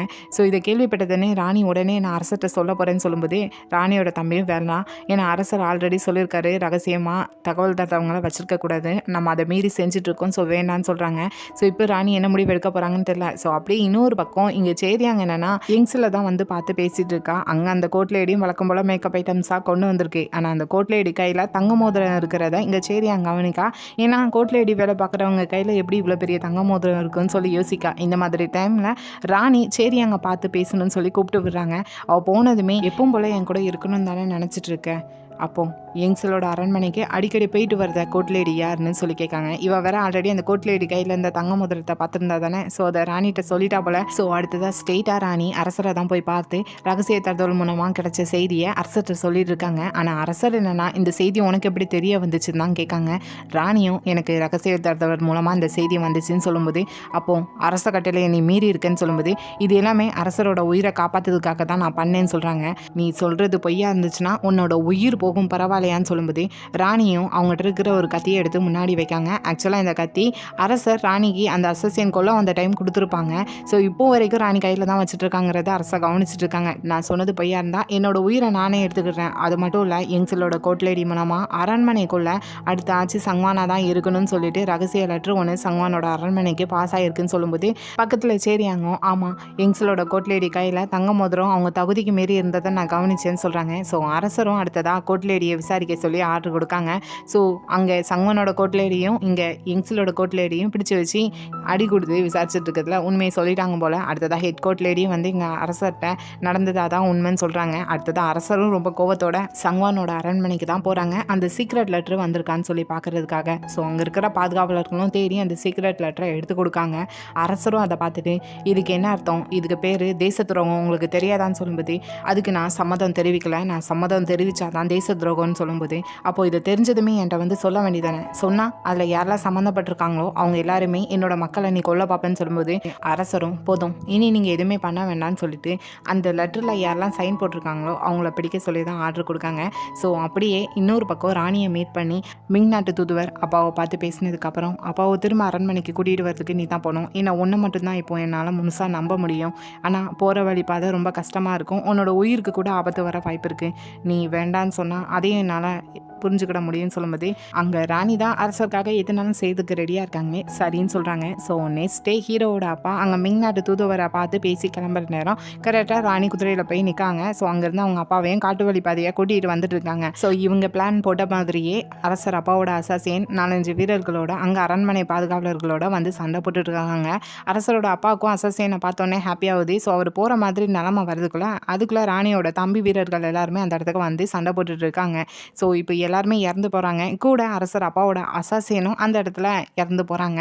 ஸோ இந்த டைமில் அவர் கோபத்தில் கத்தியை வச்சுட்டு ஒருத்தரை அடிச்சுட்டு இருப்பாங்க. ஆனால் அந்த இடத்துக்கு கரெக்டாக அவரோட மூத்த பையன் சங்வான் வராங்க. வந்து அப்பா போதும் வாங்க ரிட்டர்ன் போகலான்னு சொல்லி கூப்பிட்றாங்க. போகலாமா, இதுக்கு என்ன அர்த்தம், என்னை கைவிட்டுட்டு உன்னோட உயிரை காப்பாற்றிக்கிறதுக்காக அந்த அரசன் பக்கம் போயிட்டேன்னு சொல்கிறேன் அப்படி தானேன்னு சொல்லும்போது இன்னமும் இதை தொடர்ந்து நிறைய ரத்தம் சிந்த வேண்டாம் நான் நினைக்கிறேன். ஸோ அதனால் இப்போவுமே எல்லாத்தையும் முடிச்சுக்கலான்னு சொல்கிறாங்க சங்வாங்க. ஸோ இவரோட அப்பாவும் இங்கே கோவத்தோட அவரோட அரண்மனைக்கே ரிட்டர்ன் போயிருந்தாங்க. இங்கே இவங்களோட அரண்மனைக்கு வராமல் ஆல்ரெடி இப்படிலாம் நடக்குங்கிறத ராணி அரசர்கிட்ட சொல்லி தான் வச்சுருப்பாங்க. ஸோ இதை அரசர் எக்ஸ்பெக்ட் பண்ணது தான். ஸோ இப்போ அரசர் என்னென்னா சங்வானை அடுத்த ஆட்சிக்கு வரணும்னு சொல்லிட்டு சப்போர்ட்டாக இருந்தவங்கள தனியாக பிடிச்சி வச்சுருக்காங்க. அந்த இடத்துக்கு சங்வானையும் வர சொல்கிறாங்க. இப்போ அவங்க சங்வான் அவங்களோட ஆள்கிட்ட என்ன சொல்கிறாங்கன்னா, நானும் அரசரும் ஒரே ரத்தம், அண்ணன் தம்பி தான். ஸோ இந்த ஜோசன் நாட்டு அரசராக நான் அவரை ஏற்றுக்கிட்டேன். நீங்களும் உங்களோட மனசை மாற்றிக்கோங்க, இந்த ஜோசன் நாட்டு அரசராக இவரை ஏற்றுக்கோங்கன்னு சொல்கிறாங்க. சங்வானே இப்படி சொல்கிறப்போ என்ன பண்ணுறதுன்னு சொல்லிட்டு அவங்களும் ஜோசன் நாட்டு அரசராக ஹீரோவை ஏற்றுக்கிட்டாங்க. ஸோ அப்படியே நெக்ஸ்ட் டே அரண்மனையில் பார்த்தோன்னா ஆக்சுவலாக இந்த சீக்ரெட் லெட்ரு சங்வானோட அரண்மனைக்கு பாஸ் பண்ணதே யங்ஸிலோட கோட் லேடி தான். ஸோ இதில் யங்ஸிலுக்கும் தொடர்பு இருக்குது. ஸோ அவளுக்கு மரண தண்டனை கொடுக்கணும்னு சொல்லிட்டு பெரிய பெரிய அதிகாரிகிட்ட இருந்து பெட்டிஷன் அரசருக்கு போகுது. ஏன்னா முக்கியமாக இதெல்லாம் அனுப்புறது யாருன்னு பார்த்தோன்னா மென் ஃபேமிலி தான். ஏன்னா அவங்களோட ஃபேமிலி ரொம்பவே பவர்ஃபுல்லான ஃபேமிலி. அரண்மனையில் முக்கால்வாசி அவங்களுக்கு சப்போர்ட்டாக தான் எல்லாருமே இருக்காங்க. ஸோ இது அரசருக்குமே நல்லா புரியுது. இன்னொரு பக்கம் சேரியாங் இந்த விஷயம் கேள்விப்பட்டு யங்ஸில் போய் தனியாக மீட் பண்ணி பேசுகிறான். அவளும் எனக்கு இந்த சீக்ரெட் லெட்டரை பற்றி எதுவுமே தெரியாது, என்ன நடக்குங்கிறது கூட எனக்கு புரியல, அரசர்கிட்ட இதை பற்றி பேசலான்னு சொல்லி போனால் கூட அரசர் என்னை பார்த்து பேசுகிறதுக்கு விருப்பம் இல்லாத மாதிரி இருக்காருன்னு சொல்லும்போது, நீங்கள் நினைக்கிறப்போலாம் அரசரை பார்த்து பேச முடியாது, அவர் நினச்சா மட்டும்தான் நம்மளை பார்த்து பேச முடியும். ஆனால் அரசருமே உங்களை காப்பாற்றுறது எப்படிங்கிறத பற்றி தான் யோசிச்சுட்டு இருப்பாங்க. ஆனால் உங்களை இந்த இடத்துல இருந்து இப்போ காப்பாற்றணும்னா அது ராணியால் மட்டும்தான் முடியும். ஏன்னா இன்னர் கோடு பொறுப்பெல்லாம் ராணி கையில் தான் இருக்குது, அரசர் கையில் இல்லை. ஒரு வேளைக்கு இதை ராணி அரசர்கிட்ட கேட்டு வாங்கிக்கிட்டாங்கன்னா உங்களோட உயிரை ராணி காப்பாற்றுறதுக்கு வாய்ப்பு இருக்குன்னு சொல்லும்போது, அவளும் அப்படி முடியாதுன்னா என்ன பண்ணுறதுன்னு சொல்லி கேட்கா. முடியாதா, உங்களோட பையனை பற்றி யோசித்து பாருங்கள், நீங்கள் இல்லைன்னா அவன் என்ன பண்ணுவான்னு சொல்லும்போது இவனும் ராணிகிட்ட போய் கேட்கலாங்கிற மாதிரி யோசிச்சுட்டு இருக்கா. இன்னொரு பக்கம் அரசரும் யங்ஸில் எப்படி காப்பாற்றலாம்னு சொல்லி தான் பேசிகிட்டு இருக்காங்க. கூடவே யங்ஸில் அந்த தப்புலாம் பண்ணலை, ஆனால் இந்த மென் ஃபேமிலி தான் இப்படிலாம் பண்ணிட்டு இருக்காங்க. பெரிய பெரிய அதிகாரிகிட்ட இருந்து பெட்டிஷன் வர்றதுனால என்ன பண்ணலான்னு சொல்லி தான் திங்க் பண்ணிட்டு இருக்காங்க. ஸோ அப்படியே நைட் டைம் ஆனதும் யங்ஸில் யோசிக்கலை, அப்படியே ராணியோட அரண்மனையில் போய் நின்றுக்கிட்டு அப்படியே அழுதுட்டு இருக்கா. உண்மையாக அழுறாளா இல்லை நடிகரானவங்களுக்கு கூட தெரியல, என்னை காப்பாற்றுங்கன்னு சொல்லி தான் கதறி அழுறா. ராணியும் அவளை திரும்ப போய் சொல்கிறாங்க. ஆனால் இந்த இடத்துக்கு ராணியை பார்த்து பேசலான்னு சொல்லிட்டு அரசரும் வராங்க. ஸோ ராணியை பார்த்து இந்த இடத்துல யங்ஸில் எந்த ஒரு தப்பும் செய்யவே இல்லை, ஆனால் எனக்கு யங்ஸிலுக்கு தண்டனை கொடுக்க சொல்லி நிறைய பெட்டிஷன் வருது. அதுலேயும் முக்கியமாக மிங் ஃபேமிலிக்கு சப்போர்ட்டாக இருக்கிறவங்க இருந்து தான் எல்லா பெட்டிஷனும் வருது. இதிலிருந்து ஒரு அரசனாக என்னால் எதுவுமே செய்ய முடியல அப்படின்னு சொல்லிட்டு வெளியிருந்து அழுதுட்டு இருக்கிற யங்ஸில் உள்ள வர வச்சுட்டு, இந்த அரண்மனையில் எனக்கு ரொம்பவே ஆதரவு கொடுக்குற ஒரு பொண்ணுன்னா அவள் இவள் மட்டும்தான், இவளை இழக்கிறதுக்கு நான் விரும்பலை, இவளை காப்பாற்றுறது உன் கையில் தான் இருக்குது, என்னோட இந்த ஒரு கோரிக்கையை மட்டும் நீ நிறைவேற்றுன்னு சொல்லி கேட்காங்க. அதாவது இந்த அரசருக்கு ஏதாட்டு உயிர் காப்பத்து பிரச்சனைனா ராணி காப்பாற்றுறாங்களா, அதெல்லாம் அவருக்கு பெருசாக தோணலையாமா. இவர் தனியாக உட்காரதப்போ பக்கத்தில் யங்ஸில் வந்து உட்காந்து ஆதரவு கொடுக்குற மட்டும்தான் பெருசாக தோணுதாமா. அது மட்டும் கிடையாது, இது முன்னாடி ராணிகிட்ட இதை செய்யின்னு சொல்கிறப்போ அரசர் கட்டளைங்கிற வார்த்தையை தான் யூஸ் பண்ணியிருப்பாங்க. ஆனால் ஃபஸ்ட் டைம் இவளுக்காக இங்கே ராணிகிட்ட வந்துக்கிட்டு இது என்னோட கோரிக்கை, என்னோட ரெக்வெஸ்ட்டு, இதை எனக்கு செஞ்சுதான்னு சொல்லி கேட்காங்க. இப்போது ராணியும் கோபத்தோட கோரிக்கையா ஏன் கட்டளைன்னு சொல்ல வேண்டியதானே, அவளை தான் லவ் பண்ணுறேன்னு சொல்ல வேண்டியதானே, இப்படி அவளுக்காக என்கிட்ட வந்து உங்களால் இப்படிலாம் கெஞ்ச முடியுதுன்னு சொல்லும்போது அரசரும் நான் அரசராக இருந்துட்டு உங்ககிட்ட கெஞ்சிட்டேனா என்னன்னு சொல்லிட்டு ராணிகிட்ட இருக்கிற கத்தியை எடுத்து இங்கே யங்ஸில் பக்கமாக வந்துட்டு இந்த பிரச்சனையிலேருந்து தப்பிக்கிறதுக்கு இது மட்டும்தான் வழி, நீ உயிரோட தான் இருப்ப, சாக மாட்டேன்னு சொல்லிட்டு அவளோட வயிற்றுல குத்தியிருந்தாங்க. இது கவனிச்சிட்டு இருந்த ராணிக்கே பெரிய ஷாக்காக இருக்குது, ஏன்னா இப்படி நடந்துக்கிட்டாங்கன்னு சொல்லிட்டு. ஸோ அதுக்கப்புறம் மருத்துவரும் வந்து காயத்துக்கு மருந்து போட்டதுக்கப்புறம் உயிருக்கு எந்த ஆபத்தும் கிடையாது, ஆனால் இனி உங்களால் கருத்தரிக்க முடியாதுன்னு சொல்லிட்டு போகிறாங்க. ஸோ இன்னும் கன்சீவ் ஆக முடியாதுன்னு இவ ரொம்ப கதறி ஆள ஆரம்பிக்கா. ராணிக்கும் இது தெரிஞ்சதுமே கண்டிப்பாக அவள் ரொம்ப கவலைப்படுவான்னு சொல்லிட்டு அவளோட அறையில் போய் தனியாக மீட் பண்ணுறாங்க. அவளால் இப்போதைக்கு எந்திக்க முடியாது போல். ஸோ அவளும் என்னை கொழுதுக்கு டைம் கிடைச்சும் எதுக்கு என்னை கொல்லாமல் விட்டீங்கன்னு சொல்லி கேட்கும்போது, ஒரு காங் பெயினாக இருந்துட்டு குழந்தை பெற்று கொடுக்கறது மட்டும் உன்னோட கடமை கிடையாதுன்னு சொல்லும்போது, எப்படி காங் பெயினாக இருந்துட்டு குழந்தை பெற்று கொடுக்காம இருக்க முடியும், உன்னோட மதிப்பை நீ அவர்கிட்ட கண்டுபிடிக்கணும்னு ட்ரை பண்ணது தான் உன்னோட தப்பு, அதனால தான் நீ இந்த நிலைமையில இருக்க, இனியாவது உன்னோட லைஃப்பை நீ பார்த்துக்கோ, அப்படி நீ வாழ்கிறதா இருந்தால் உனக்கு நான் ஹெல்ப் பண்ணுறேன்னு சொல்லி பேசிட்டு வராங்க. இன்னொரு பக்கம் இன்னைக்கு சேரியாங்கும் அரசரும் ஒன்றா இருக்க வேண்டிய நைட்டு போல். ஸோ அரசருக்காக வெயிட் பண்ணிட்டு இருக்கா. ஸோ இப்போ என்ன திங்க் பண்ணுறாங்கன்னா, அரசருக்கும் ராணிக்குள்ளே பிரச்சனையாக போயிட்டுருக்கு. ஸோ அரசர் பக்கம் இப்போ யங்ஸும் கிடையாது, ராணியும் கிடையாது, அவர் பக்கம் யாருமே இல்லை. இந்த மாதிரி டைமில் அரசரை தான் பக்கம் கொண்டு வந்துன்னு சொல்லிட்டு இது பிளான் போட்டு வச்சுட்டு இருக்கு. ஸோ அப்படியே நெக்ஸ்ட் டே பார்த்தோன்னா அரசர் அரண்மனையிலிருந்து சீக்கிரட்டாக யாருக்கும் தெரியாமல் வெளியே போகிறாங்க. கூட 2 பாதுகாவலர், அது போக இன்னொரு அமைச்சர்னு சொல்லிட்டு. ஸோ அப்படி சுற்றி போயிட்டு இருக்கிறப்போ ஒரு வயல்வெளியை பார்க்காங்க. அரசரும் அதை பார்த்துட்டு இது யாரோட வயல், இவ்வளோ அழகாக இருக்குன்னு சொல்லி கேட்கும்போது இது ராணியோட 2 தம்பிங்களோடது தான், அவங்க தான் வாங்கி வச்சுருக்காங்கன்னு சொல்லி பேசிட்டு இருக்காங்க. கூடவே இப்போ அந்த அமைச்சர் என்னென்னா அரசர்கிட்ட ராணி பண்ணது பெரிய தப்பு, ஒரு வேளைக்கு யங்ஸிலோட மேட்டரில் அவங்க உங்களுக்கு ஹெல்ப் பண்ணியிருந்தா கண்டிப்பாக யங்ஸிலுக்கு அந்த நிலமா வந்திருக்காது அப்படின்னு சொல்லி ராணியை பற்றி திட்டிகிட்டு இருக்கான். என்ன கோவம் தெரில. ஆனால் அரசர் ராணியை பற்றி இனி இப்படி பேசுகிற வேலைலாம் வச்சுக்கிடாதுன்னு சொல்லிட்டு அவனை தான் திட்டி விடுறாங்க. ஸோ அப்படியே பக்கத்து கிராமத்து வழியாக போயிட்டு இருக்கிறப்போ திடீர்னு ஒரு கொரியன் மியூசிக்கல் இன்ஸ்ட்ருமெண்ட்ஸ் சவுண்டு கேட்குது. ஸோ பக்கத்தில் இருக்கிற அமைச்சரும் அது வேற ஒன்றும் இல்லை, ஹோங் ஃபேமிலியை சேர்ந்த பொண்ணு தான், அவளுக்கு மியூசிக் மேலே இன்ட்ரெஸ்ட்டு, அவள் எப்போவுமே இதை தான் ப்ளே பண்ணிகிட்டு இருப்பான்னு சொல்கிறாங்க. ஸோ வந்த அரசரும் அமைச்சரும் அவங்க வீட்டுக்கு தான் போகிறாங்க. ஸோ அங்கே போய் சாப்பிட்டுட்டு இருக்கிறப்போ அவள் பக்கத்து அறையில் உட்காந்து அதை ப்ளே பண்ணிகிட்டு இருப்பா. இதை அரசர் கவனிச்சிட்டு இருப்பாங்க. இதை இந்த அமைச்சர் பார்த்துட்டு, அரசர் வேணும்னா அவளை அரண்மனைக்கு கூட்டிகிட்டு வந்துட வேண்டியதானேன்னு சொல்லும்போது, என்னோட காங்பெய்னா அவள் இந்த ஃபேமிலியில் இருக்கிற ஒரே பொண்ணு, அது எப்படி முடியும்னு சொல்லும்போது, அப்படி இல்லைனா முறைப்படி மேரேஜ் பண்ணி நீங்கள் காங்பெய்னா கூட்டிகிட்டு வாங்க, எந்த பிரச்சனையும் வராது. நல்லா யோசித்து பாருங்கள், ஹாங் ஃபேமிலிங்கிறது பெரிய ஒரு நோபல் ஃபேமிலி. ஸோ ராணியை கண்காணிக்கிறதுக்கு இப்படி ஒரு ஃபேமிலியில் உள்ள ஒரு பொண்ணு தான் சரியாக வருவா, நீங்கள் என்ன நினைக்கிங்கன்னு சொல்லும்போது, ராணியை கண்காணிக்கவா வேறு எதுக்குமாங்கிறது தெரில. ஸோ அரசருக்கு சரின்னு தான் தோணுது. ஸோ அப்படியே நைட் டைம் போல் இங்கே யங்ஸில் நான் கூட இருக்கிற கோர்ட் லேடிட்ட அரசரை பற்றி தான் கேட்கா. அதுக்கு அவங்களும் சரி எங்களோட அறைக்கு போகிறதா நான் கேள்விப்பட்டேன்னு சொன்னதும் உடனே என்னை முதுகில் தூக்கிட்டு போன்னு சொல்லிட்டு அரசரை பார்க்கறதுக்காக தான் போகிறாங்க. கரெக்டாக அரசரையும் மீட் பண்ணுறாங்க. அரசரை பார்த்துட்டு, நான் சாக மாட்டேன், உயிரோடு தான் இருப்பேன்னு சொன்னீங்க, ஆனால் நான் இப்படி வாழணும்னு ஆசைப்படவே இல்லை, எனக்கு இது பிடிக்கவும் இல்லை, அது மட்டும் இல்லை அன்றைக்கி நான் உங்களுக்கு ஆதரவு தான் தாரேன்னு சொன்னீங்க, என்னை நீங்கள் லவ் பண்ணுறதா ஒரு வார்த்தை கூட சொல்லலைன்னு சொல்லி அழுதுட்டு இருக்கா. ஆனால் அரசர் அதை கேட்டதுமே அவளை இங்கேருந்து கூட்டிகிட்டு போங்கன்னு சொல்லிட்டு அவளை விட்டுட்டு அந்த அணியாக நடந்து போயிருந்தாங்க. ஸோ இனியாவது யங்ஸலுக்கு ராணி சொன்னது புரியுதா புரியலைங்கிறது தெரியல. ஸோ அப்படியே நெக்ஸ்ட் டே பார்த்தோன்னா ராணி 4 பசங்க கூடயும் டீ தான் குடிச்சிட்டு இருப்பாங்க. கூட இருக்க 3 பசங்க நல்லா குடிச்சிட்டு இருப்பாங்க. பட் யங்ஸலோட பையன் மட்டும்தான் ஒரு மாதிரி ஃபீல் பண்ணிட்டு இருப்பான். ராணி இதை கவனிச்சுட்டு, என்ன உன்னோட அம்மாவும் நினச்சி ஃபீல் பண்ணிட்டு இருக்கேன்னு சொல்லும்போது அவனும் தலையாடுறான். நீ எதை நினச்சி கவலைப்படாத, அவளை நான் ரொம்பவே நல்லா பார்த்துக்கிடுவேன், நீ இதை பற்றியும் கவலைப்படாமல் இருன்னு சொல்லிட்டு கூட இருக்கிற 3 பசங்ககிட்டையும், அவனும் உங்களுக்கு ஒரு தம்பி தான், அவங்ககிட்டையும் நீங்கள் பாசமாக நடந்துக்கிடணும்னு சொல்லும்போது பக்கத்தில் இருக்கிற ஒரு பையன் என்னென்னா அவன் முதுகை தட்டி விட்டு ஆதரவாக இருக்கான். ஸோ இந்த மாதிரி டைமில் கரெக்டாக 2 தம்பிங்கிட்டேருந்து ராணிக்கு நியூஸ் வருது, இப்படி அரசர் புதுசாக இன்னொரு காங்பெய்னா ஹாங் ஃபேமிலியிலேருந்து கொண்டு வராங்கன்னு சொல்லிட்டு, அதுவும் அரச திருமணம் செஞ்சு கொண்டு வராங்க. ஸோ அப்படி நடந்துட்டுனா ராணிக்கு தான் பிரச்சனை. ஏன்னா அவங்களும் ஒரு நோபல் ஃபேமிலி, கொஞ்சம் பெரிய ஃபேமிலி தான். இப்படி இருக்கிறப்போ அது மின் ஃபேமிலிக்கு தான் பிரச்சனையாக வரும்னு சொல்லி பேசிகிட்டு இருக்காங்க. அடுத்தது தான் அரசவையிலையும் இதை பற்றி தான் அரசர் சொல்கிறாரு. காங்பெய்னா இப்படி ஹோங் ஃபேமிலியிலேருந்து அரசு திருமணம் செஞ்சு கொண்டு வரேன்னு சொல்லும்போது அங்கே இருக்கிறவங்களுக்குள்ள பிரச்சனை வர ஆரம்பிக்குது. ஃபஸ்ட்டே ராணியோட 2 தம்பிங்க தான் பிரச்சனை பண்ணுறாங்க. இங்கே மழை போல் அரச வேலைகள் குமிஞ்சு கிடக்கு, இதில் அரச திருமணம் நடந்து காங்பெயின் வர வேண்டாம் அப்படின்னு சொல்லி பிரச்சனை பண்ணவும், இன்னொரு பக்கத்தில் இருந்து பல சன்னதியை உருவாக்குறதும் அரச கடமையில் ஒன்று தான், இதில் தப்பு கிடையாதுன்னு சொல்லிட்டு இருக்காங்க. ஸோ இந்த மாதிரி டைமில் ராணியும் அரசரை பார்த்து பேசலாம்னு சொல்லிட்டு அரசவைக்கு வராங்க. ஸோ உள்ள அவங்கெல்லாம் பேசிட்டு இருக்கிறத ராணி வெளியே நின்று கேட்டுட்டு இருக்காங்க. ஸோ இப்போ ராணியோட தம்பியும் அன்னைக்கு அரசரை அந்த ஹோங் ஃபேமிலியோட வீட்டுக்கு கூட்டிகிட்டு போனதே கூட இந்த அமைச்சர் தானே, அவன் பேர் அன்சி ஹோங் ஒன்னு ஏதோன்னு வருது, நம்ம யோங்கோன்னு மட்டும் வச்சுக்கிடுவோம். இந்த யோங்கோன் தான் அரசர் அங்கே கூட்டிகிட்டு போனது. இவனுக்கு மின் ஃபேமிலி கூட அரசர் இருக்கிறது பிடிக்கல, அந்த பொறாமையில தான் அவன் இப்படிலாம் பண்ணிட்டு இருக்கான்னு சொல்லிட்டு அவனை பார்த்து திட்டவும், பதிலுக்கு அவன் என்னன்னா ராணியை பார்த்துட்டு, ராணியால் அரசருக்கு ஆதரவாக இருக்க முடியாது, ஒரு பொண்ணா எதுவுமே செய்ய முடியாதுன்னு சொல்லிட்டு ராணியை பற்றி இப்படி பேசவும், இதை கேட்டுட்டு இருக்க 2 தம்பிக்கு ரொம்ப கோவம் வருது. வெளியே நின்று கேட்குறேன், ராணிக்குமே ரொம்ப கோவம் வருது. ஆனால் அரசருக்கு எதுவுமே ஆகலை.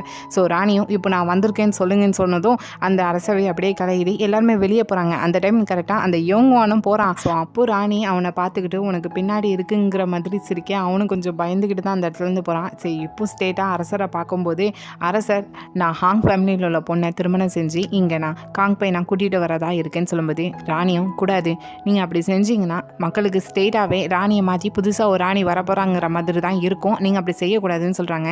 ஏன் இந்த விஷயத்தில் நீ என்னை நம்ப மாட்டியா? ஆமாம் நம்ப மாட்டேன். ஒருவேளைக்கு நீங்கள் அவளை காங்பெய்னா கூட்டிகிட்டு வந்து உங்கள் தயவு கிடச்சி அவளுக்கு குழந்தைன்னு ஒன்று பிறந்துட்டா அது பிரச்சனையாக மாறும். எனக்கு 3 பசங்களோட பாதுகாப்பு ரொம்பவே முக்கியம். நீங்கள் தொடர்ந்து வற்புறுத்துனீங்கன்னா நான் உங்களுக்கு முன்னாடி இறந்து போயிடுவேன். இன்னும் என்கிட்ட ஏதாவது நீங்கள் சொல்ல வேண்டியது இருக்கா? இல்லைனா நான் என்னோடய அப்பா வீட்டுக்கு போகிறேன்னு சொல்லி கிளம்புறாங்க. அரசரும் நான் அதுக்கு சம்மதிக்க மாட்டேன்னு சொல்கிறாங்க. ராணி அதெல்லாம் கண்டுக்கிடவே இல்லை, கிளம்புறாங்க. அதுக்குள்ளே அரசரும், நீ இப்போ இங்கேருந்து கிளம்பி போயிட்டேன்னா எனக்கு ஓ மேலே இருக்கிற காதல் இங்கே முடிஞ்சு போகும்னு சொல்லும்போது, ராணியும் அதை பார்த்துட்டு உங்களோட காதல் தான் இங்கே முடிஞ்சு போகுது, அதுக்கு அர்த்தம் என்ன நான் இழக்கிறதா கிடையாதுன்னு சொல்லிட்டு அங்கேருந்து கிளம்பி போயிருந்தாங்க. சொன்னதோடு மட்டும் இல்லாமல் ஸ்ட்ரெயிட்டாக அவங்களோட அப்பாவோட வீட்டுக்கே போயிருந்தாங்க. ஆனால் அரசர் கண்டிப்பாக ஹாங் ஃபேமிலியில் உள்ள பொண்ணை மேரேஜ் பண்ணி ஆகணும்னு சொல்லி உறுதியோட எல்லாமே ப்ரிப்பரேஷன் நடந்துகிட்ருக்கு. Hello I my friends, last எபிசோடில் அரசர் புதுசாக திருமணம் செஞ்சு காங்பேனை அரண்மனைக்கு கூட்டிகிட்டு வர போகிறேன்னு சொன்னதும் ராணி கோவப்பட்டுட்டு தன்னோட அப்பாவோட வீட்டுக்கு போயிருப்பாங்க. ஸோ இந்த மாதிரி டைமில் அரசர் ராணி இல்லாததை நினச்சி ஃபீல் பண்ண ஆரம்பிக்காங்க.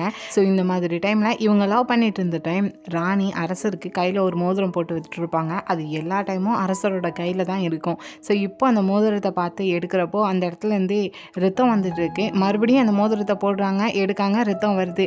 இப்போ அரசர் ராணி இல்லாத நினச்சி ஃபுல்லாகவே குழம்பி போயிருக்காங்க. ஸோ இந்த மாதிரி டைமில் அரசரோட மூத்த அண்ணன் சங்வாங் கூப்பிட்டு வச்சு பேசிகிட்டு இருக்காங்க. இதை பற்றி தான் கேட்காங்க. உனக்கும் ராணிக்கும் 3 பசங்க இருக்காங்க, இருந்தாலும் ராணி கூட இருக்கிறது உனக்கு பிடிக்கலையா, அதனால தான் தொடர்ந்து காங்பெயின் வச்சுட்டு இருக்கேன்னு சொல்லும்போது இதுக்கு அரசர் பதில் என்னன்னா, அப்பா சொல்லியிருக்காங்க ஜோஸ் அண்ட் அமீன் ஃபேமிலிட்டு இருக்கிற அதிகாரத்தை மாற்றவே முடியாதுங்கிறத. ஸோ அதை மாற்றணுங்கிறதுக்காக தான் நான் அப்படி பண்ணேன்னு சொல்லும்போது இப்போ சங்வாங்கும் நீ தொடர்ந்து அப்படி பண்ணிட்டு இருந்தாலும் உன்னோட மனசில் ராணி இருந்துட்டு தான் இருக்காங்க சரிதானேன்னு சொல்லி கேட்காங்க. இதுக்கு அரசரும் அமைதியாக இருக்காங்க. அரசவையில் இருக்கும்போது கூட அரசர் ராணியை பற்றி தான் திங்க் பண்ணிட்டு இருக்காங்க. இது அதில் இருக்கிற ஒரு அமைச்சர் கவனிச்சுட்டு தனி அரசரை பார்த்து பேசிகிட்டு இருக்காங்க.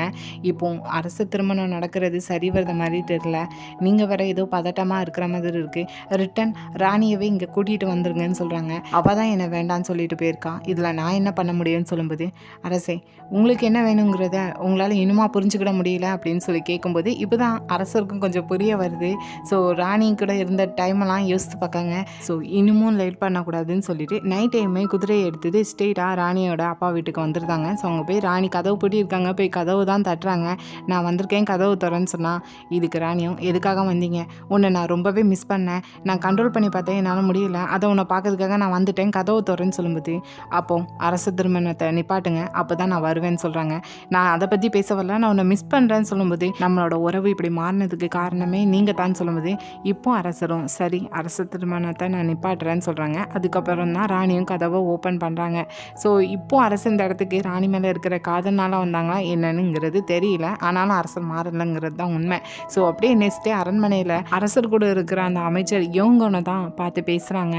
நீ எதுக்காக அரசரை வச்சு இப்படி பண்ணுறங்கிறது எனக்கு தெரியல, ஆனால் இதுதான் கடைசி முறையாக இருக்கணும், உங்ககிட்ட இருக்கிற அமைச்சருங்கிற பதவி வேணும் தானேன்னு சொல்லிட்டு அவனை கொஞ்சம் வார்ன் பண்ணிட்டு போகிறாங்க. ஸோ அப்படியே இன்னொரு பக்கம் ராணி கேட்டுக்கிட்ட மாதிரியே அரச திருமணத்தை ஸ்டாப் பண்ணிட்டாங்க. ஆனால் ஹாங் ஃபேமிலியில் உள்ள அந்த பொண்ணை காங்பெயினா அரண்மனைக்குள்ளே கூட்டிகிட்டு வந்துட்டாங்க. ஸோ ஃபஸ்ட்டு வந்ததுமே ராணியை தான் போய் பார்க்கணும். ஸோ ராணியை பார்த்து இந்த சில்க்கு நாங்கள் மிங் நாட்டிலேருந்து கொண்டு வந்திருக்கோம், இதை நீங்கள் ஏற்றுக்கிடணும்னு சொல்லிட்டு ஸ்மைல் பண்ணிகிட்டே கொடுக்கான். இதுக்கு ராணியும் இந்த அரச திருமணம் நின்று போனதுக்கு காரணமே நான் தான், நீ என் மேலே கோவப்படணும், ஆனால் என்னை பார்த்து ஸ்மைல் பண்ணிகிட்டு இருக்க, எதுவானாலும் இருக்கட்டும், இந்த அரண்மனையில் உன்னோட பாசத்தை அரசருக்கு மட்டும் கொடுக்கணுங்கிறத நினச்சிட்டு இருக்காத, இந்த அரண்மனையில் நீ எதுக்காக வாழ்கிறங்கிறத கண்டுபிடின்னு கொஞ்சம் யங்ஸில் மாதிரி இங்கே இவளும் மாறிடக்கூடாதுன்னு சொல்லி தான் அட்வைஸ் கொடுத்து அனுப்புகிறாங்க. அது அவளுக்கு புரிஞ்சிச்சா என்னன்னு தெரியல, பார்க்கறதுக்கு அமைதியான பொண்ணு மாதிரி தான் இருக்குது. ஸோ அப்படியே வந்து கொஞ்ச நாள் ஆகுது போல். ஆனால் இன்னும் சேரியாங் வந்து புதுசாக வந்திருக்கிற ஹாங் ஃபேமிலியை சேர்ந்த காங்பெயினை போய் பார்த்து பேசலை போல், இவள் போய் பேசணும் போல். ஸோ கூட இருக்கிற பணிப்பெண்களும் சொல்கிறாங்க, பட் அவள் போகாமல் திமிர் பிடிச்சிட்டு தான் இருக்கான். ஒரு முறை இவள் லைப்ரரியிலேருந்து புக்கை எடுத்துகிட்டு போயிட்டு இருக்கிறப்போ ஆப்போசிட்டில் அந்த காங்பெயின் வராங்க. ஸோ இவா பார்த்தும் பார்க்காத மாதிரி போகிறா. இதை அந்த காங்பெயின் கவனிச்சிட்டாங்க. கொஞ்ச நேரம் நீ தானே அது என்னை வந்து பார்த்து இன்னும் பேசாமல் இருக்கிறதுன்னு சொல்லும்போது அதுக்கு அவளும் எனக்கு உங்களை எந்த இடத்துல வச்சு எப்படி ட்ரீட் பண்ணுங்கிறது தெரில, அதான் நான் உங்களை வந்து பார்க்கலன்னு சொல்கிறா. ஸோ இதுக்கு அவங்க கோவப்பட்டுட்டு என்ன என் கையாலே சாகணுங்கிறத ஆசைப்படுறியா என்னன்னு கேட்கும்போது பதிலுக்கா வேணனா இல்லவே இல்லை, எனக்கு கொஞ்சம் தைரியம் அதிகம், ஏன்னா அரசர் நீ என் கூட தான் இருப்பாங்கிறத சொல்லிட்டு இருக்கா. ஆனால் இந்த டைம் கரெக்டாக அரசர் அந்த வழியாக போயிட்டு இருக்கிறப்போ இவங்க 2 பேரும் பேசினதை கேட்டுட்டாரு. ஸோ அதுக்கப்புறம் சரி அங்கே தனியாக கூட்டிகிட்டு வந்து நீ இப்போ எவ்வளோ தைரியமாக திமிரா பேசினேங்கிறது உனக்கு தெரியுமா, அது என்ன நான் இனி உன் கூட தான் மட்டும்தான் இருக்க போகிறேன்னு சொன்னேன், எதை வச்சு அப்படி சொன்னேன்னு சொல்லும்போது அவளும் பயந்துக்கிட்டு இல்லை எனக்கு தெரியும் உங்கள் மனசில் ராணிக்கு மட்டும்தான் இடங்கிறது, ஆனால் நான் சொன்னதுக்கு அர்த்தம் என்னென்னா என்னால் மட்டும்தான் உங்களுக்கு உபயோகமாக இருக்க முடியும் அப்படின்னு சொல்கிறான். அரசரும் எதை வச்சு அப்படி சொல்கிறாங்கிறத யோசிச்சுட்டு இருக்காங்க. ஸோ இப்போ இவா புதுசாக வந்த காங்பெயின்ட்ட இப்படி மரியாதை இல்லாமல் நடந்துக்கிட்ட விஷயம் அரசர் பேசினது எல்லாமே இப்போ ராணிக்கும் கோர்ட் லேடி மூலமாக நியூஸ் போகுது. அடுத்ததாக ராணியும் அவளை கூப்பிட்டு விடுறாங்க. ஸோ இவ அங்கேருந்து போகிறதுக்குள்ளே வழியில் அரசரோட ஹெட் கோர்ட் லேடி இவளுக்கு ஹெல்ப் தானே பண்ணிட்டு இருக்காங்க. அவங்க இப்போ என்னென்னா ஒரு வேளைக்கு ராணி இந்த விஷயத்தில் கோவப்பட்டு ஒன்று அடித்தா பதிலுக்கு எதுவும் பேசாத, அடியை வாங்கிக்கோ, வெளியே வந்து அதை வச்சு சிம்பத்தி கிரியேட் பண்ணலான்னு சொல்லிட்டு உள்ளே அனுப்பி விட்றாங்க. ராணியும் அவளை பார்த்ததுமே எதை பற்றியும் பேசலை. அதுக்குள்ளே அவள் தான் ராணி என்னை தண்டிச்சிருங்க. புதுசாக வந்திருக்க காங் பெயின் சேயாங்கிட்ட நான் தான் மரியாதை இல்லாமல் நடந்துக்கிட்டேன், என்னை மன்னிச்சிருங்கன்னு சொல்லிட்டு கொஞ்சம் பயத்தோட தான் கேட்கா. ஆனால் ராணி பதிலுக்கு இதில் ஓ மேலே தப்பு சொல்லி என்ன பிரயோஜனம், தேவையில்ல. ஆனால் நீ தேவையில்லாமல் எதுவும் பண்ணாமல் இருக்கிறது தான் நல்லதுன்னு சொல்லிட்டு லைட்டாக வார்ன் பண்ணுற மாதிரி தான் இருக்குது. கூடவே ராணியோட அப்பா வீட்டில் இப்போ ஏதோ விருந்து நடக்க போகுது. அதுக்கு அரசர், அமைச்சர்கள், நான் சொல்லி எல்லாருமே போகிறோம். ஆனால் நான் ஒரு சில நாள் முன்னாடியே போகிறேன், கூட நீ வரணும்னு சொல்கிறாங்க. அதுக்கு அவளும் சரின்னு தான் சொல்கிறா. ஸோ இந்த செய்தி தெரிஞ்சதுமே அரசரும் சேரியாங்கிட்ட ராணிக்கு ரகசிய தகவல் தரத்தவங்க யாருன்னு சொல்லி நீ கண்டுபிடிக்கணும்னு சொல்லி அனுப்பி விடுறாங்க. ஃபைனலாக ராணியும் சேரியாங்கும் இங்கே ராணியோட அப்பா வீட்டுக்கும் வந்துட்டாங்க. ஸோ இந்த மாதிரி டைமில் ரகசிய தகவல் தரத்தவர் ராணியோட வீட்டுக்கே வந்திருக்காங்க. ஏன்னா ராணி தான் அரண்மனையிலேருந்து எங்கேயும் தனியாக போய் பார்த்து பேச முடியாது, யாராட்டும் ஏதாட்டும் பார்க்க வாய்ப்பு இருக்குன்னு சொல்லிட்டு இந்த விருந்தில் அந்த அவரை வர வச்சுருக்காங்க.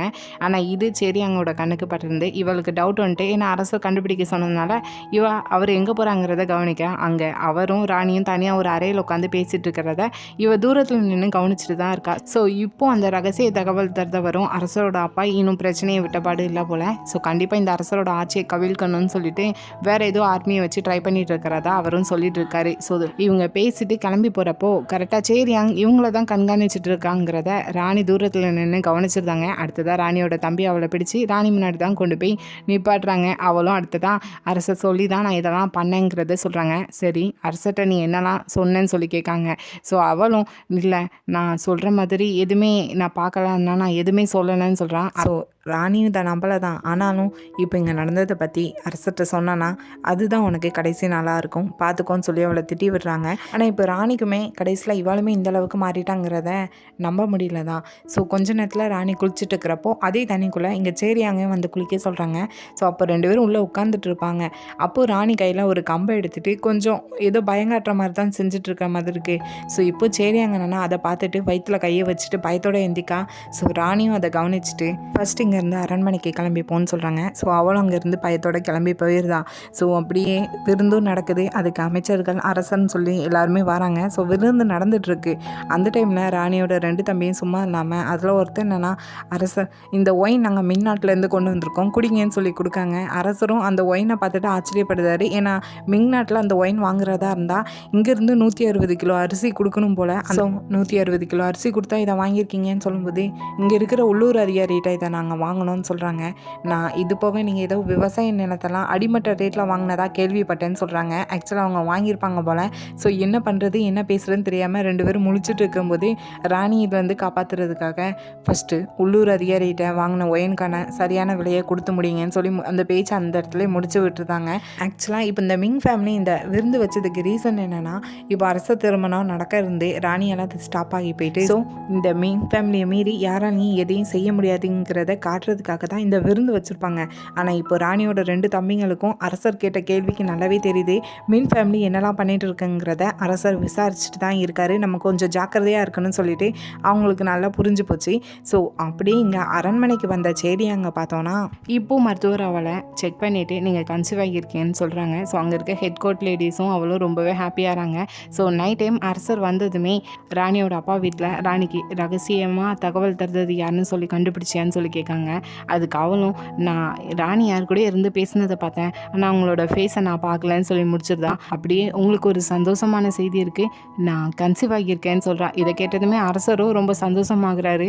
நீ உன்னை நல்லா பார்த்துக்கோ, நான் கோட்லேட்டிட்டெல்லாம் சொல்லி வைக்கேன், ஜாக்கிரதையாயிருன்னு சொல்லிட்டு இருக்காங்க. கூடவே இதை பற்றி ராணிகிட்ட சொன்னியன்னு சொல்லி வேற கேட்காங்க. இதை கேட்டதுமே அவளுக்கு கொஞ்சம் ஃபேஸ் மாறுது. நான் சொல்லிட்டேன் அப்படின்னு சொல்கிறான். சரி அப்போ நல்லது தான் அப்படின்னு சொல்லி அரசரும் சொல்கிறாரு. ஸோ அப்படியே நெக்ஸ்ட் டே பார்த்தோன்னா அரண்மனையில் இருக்கிற எல்லா கோட்லேடிஸ்க்கும் என்ன கவலைனா, இப்போ சேரியாங்க ப்ரெக்னென்ட் ஆனதுனால அரசர் ஃபுல்லாகவே சேரியாங்க தான் பார்த்துக்கிடுவாங்க, ராணியை கண்டுக்கிட மாட்டாங்க. ராணியோட நிலைமை நினைக்கிறப்போ தான் பாவமாக இருக்குன்னு சொல்லி பேசிகிட்டு இருக்காங்க. ஆனால் ராணி விஷயம் தெரிஞ்சதுமே கோட்லேடி மூலமாக ஏதோ அரிய மூலிகை ஒன்று இந்த கன்சீவான டைமில் சாப்பிட்டா நல்லதுன்னு சொல்லிட்டு அவளுக்கு கொடுத்து விட்டுருக்காங்க.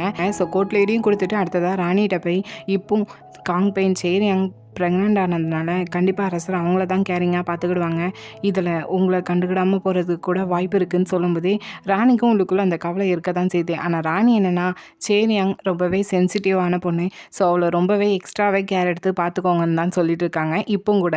ஆனால் சேரியாங் என்னென்னா, எங்கள் ராணி கொடுத்து விட்ட மூலிகைலாம் எது இருக்குமோன்னு சொல்லி பயந்து போய் ரிட்டன் ராணிகிட்டே கொண்டு வந்து கொடுக்கா. இல்லை இதை வச்சுக்கிட்டதுக்கு நான் தகுதியானவ கிடையாதுன்னு சொல்லும்போது ராணியும் இதை நீ எதுக்காக என்கிட்ட ரிட்டன் தரங்கிறது எனக்கு புரியுது, இது, அதை நீ ஏன் திரும்ப எடுத்துக்கோ, நீ ப்ரெக்னெண்ட்டாக இருக்கன்னு தானேன்னு சொல்லும்போது அவளும் இல்லை வேண்டான்னு சொல்கிறா. ராணியும் உன் வயிற்றில் இருக்கிற குழந்தை அரச குடும்பத்தை சேர்ந்த குழந்தை, அது என்னோடய வயிற்றில் இருக்கிறதுக்கு சமம், ஸோ இங்கேருந்தே எடுத்துகிட்டு கிளம்புன்னு சொல்கிறாங்க.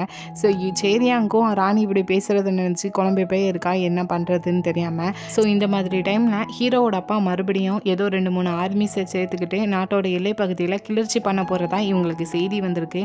ஸோ இருக்கிற எல்லா அமைச்சரும் பதிலுக்கு சண்டை போடலான்னு சொல்கிறாங்க. ஆனால் அரசருக்கு கூட பிறந்த 2 தம்பிங்களை தன்னோட கையாலே கொண்டுட்டோம், இப்போ அப்பாவை எதிர்த்து போரிடுறதுக்கு இஷ்டமும் கிடையாது, தேவையில்லாமல் இந்த போர் நடந்துச்சுன்னா இடையில அப்பாவி மக்களோட உயிர் தான் போகும், அதில் அரசருக்கு இஷ்டம் கிடையாது. ஸோ என்ன பண்ணலான்னு சொல்லிட்டு யாருக்கும் தெரியாமல் சீக்கிரட்டாக அமைச்சர் ஹாரியாங்க மட்டும் தனியாக மீட் பண்ணி இதை பற்றி தான் பேசுகிறாரு. ஆனால் அரசர் என்ன முடிவெடுத்திருக்காங்கன்னா யாருக்கும் தெரியாமல் தன்னோட அப்பாவை தனிப்பட்ட முறையில் பார்த்து பேசி சமாதானமாக போகணும். ஸோ நான் இல்லாத நேரத்தில் அரண்மனையை நீங்கள் தான் பார்த்துக்கணும்னு சொல்லிட்டு அமைச்சர் ஹாரியாங் கையில் இதை கொடுக்காங்க. ஆனால் அமைச்சர் ஹாரியாங் என்னென்னா, இதை நீங்கள் என் கையில் தரதுக்கு பதிலாக ராணியோட அப்பா கையில் கொடுத்தா நல்லாயிருக்கும், ஏன்னா மீன் ஃபேமிலி ரொம்பவே பவர்ஃபுல்லான ஃபேமிலின்னு சொல்லி அந்த அமைச்சர் சொல்லவும் அரசருக்கும் இது சரின்னு தோணுது. ஸோ அப்படி இன்னொரு பக்கம் சேரியாங்க பார்த்தோன்னா அவளுக்கு பக்கத்தில் தான் புதுசாக வந்திருக்க காங்பெயினோட அரண்மனையும் இருக்கும் போல். ஸோ அவங்க அங்கேருந்து மியூசிக் ப்ளே பண்ணுறது இங்கே இவளுக்கு டிஸ்டர்பாக இருக்குதுன்னு சொல்லியிருப்பா போல். ஸோ அதனால் புதுசாக வந்திருக்க காங்பெயினும் கோர்ட் லேடிகிட்ட கம்ப்ளைண்ட் பண்ணியிருக்கா. அது அப்படியே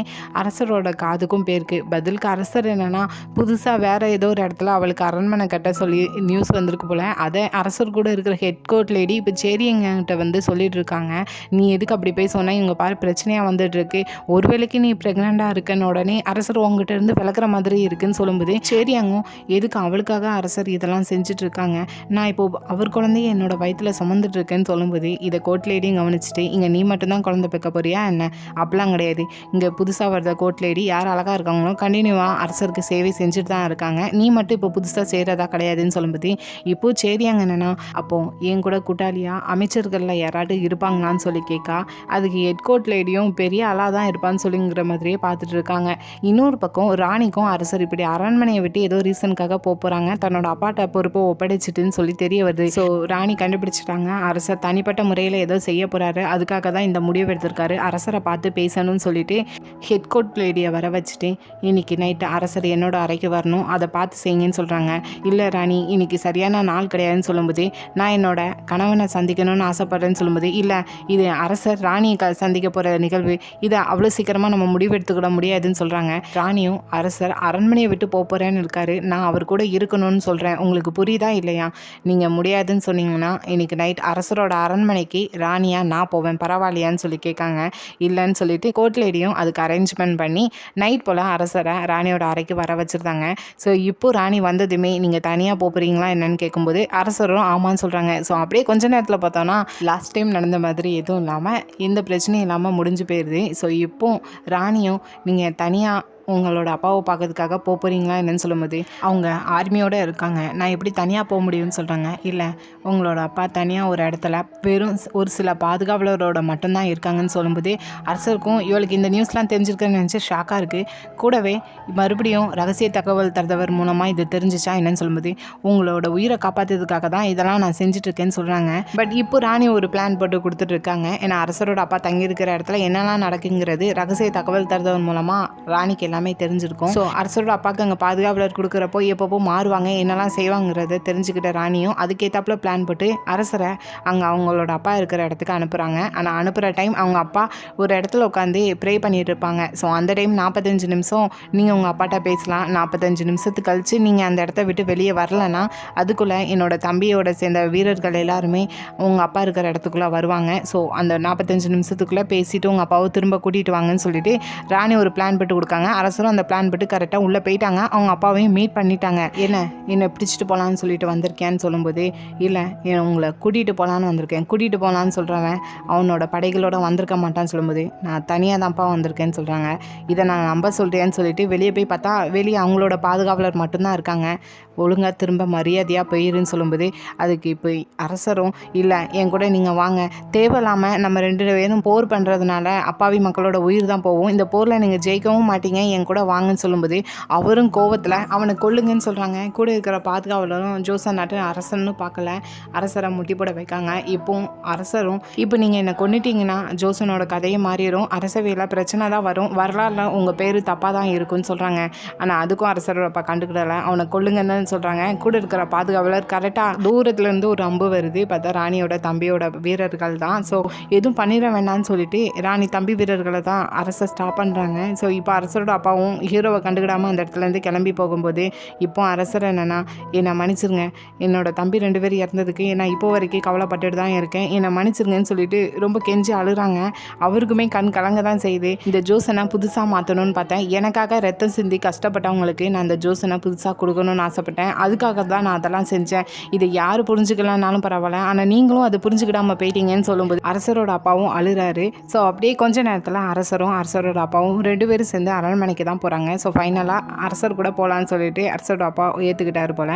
ஸோ அடுத்ததாக அரசவையில் என்னென்னா எல்லாரும் அமைச்சர்கிட்டையும் இப்போ இவங்க ஜோசனோட தலைநகரமாக கேஜியாங் இடத்துல தான் இருப்பாங்க, பட் இதை மாற்றி இனி ஹன்யாங்க்கு போகலாம் அப்படின்னு சொல்கிறாங்க. இதுக்கு எல்லா அமைச்சர்களும் ஒத்துக்கிடலை. ஏன்னா இந்த கேஜியாங் இடத்துல இல்லீகலாக நிறைய நிலம் வீடுன்னு வாங்கியிருப்பாங்க. ஸோ அங்கே மாறதா இருந்தால் பிரச்சனை வரும்னு சொல்கிறாங்க. அரசருக்கும் இது நல்லாவே தெரியும். ஸோ அரசரும் அதை பற்றி தான் சொல்கிறாரு, கண்டிப்பாக ஹன்யாங் தான் போகிறோம், இங்கே யாரெல்லாம் இல்லீகலாக என்னெல்லாம் செஞ்சுருக்காங்களோ அதெல்லாம் செஞ்சு அதை திரும்ப வாங்கி இல்லாதவங்களுக்கு தான் கொடுக்க போகிறோன்னு சொல்கிறாங்க. அதுக்கப்புறம் அமைச்சர்கள் யாருமே எதுவுமே பேசலை.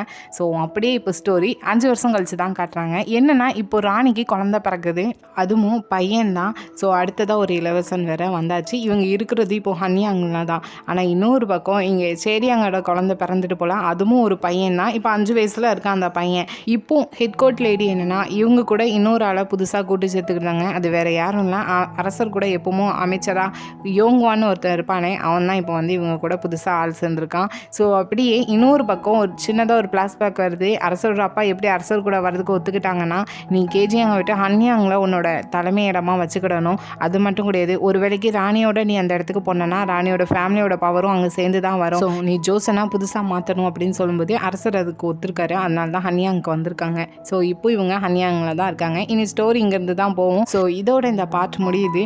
Hello hi my friends, last எபிசோடில் ஹீரோட அப்பா ஹீரோவோட சேர்ந்துருப்பாங்க. கூடவே ஜோசனோட கேபிட்டலாக கேஜியாங்கில் இருந்திருப்பாங்க. அதுக்கப்புறம் அவங்க ஜோசனோட கேபிட்டலாக ஹன்யாங்க மாறணும்னு சொல்லிட்டு எல்லாருமே இங்கே வந்திருப்பாங்க.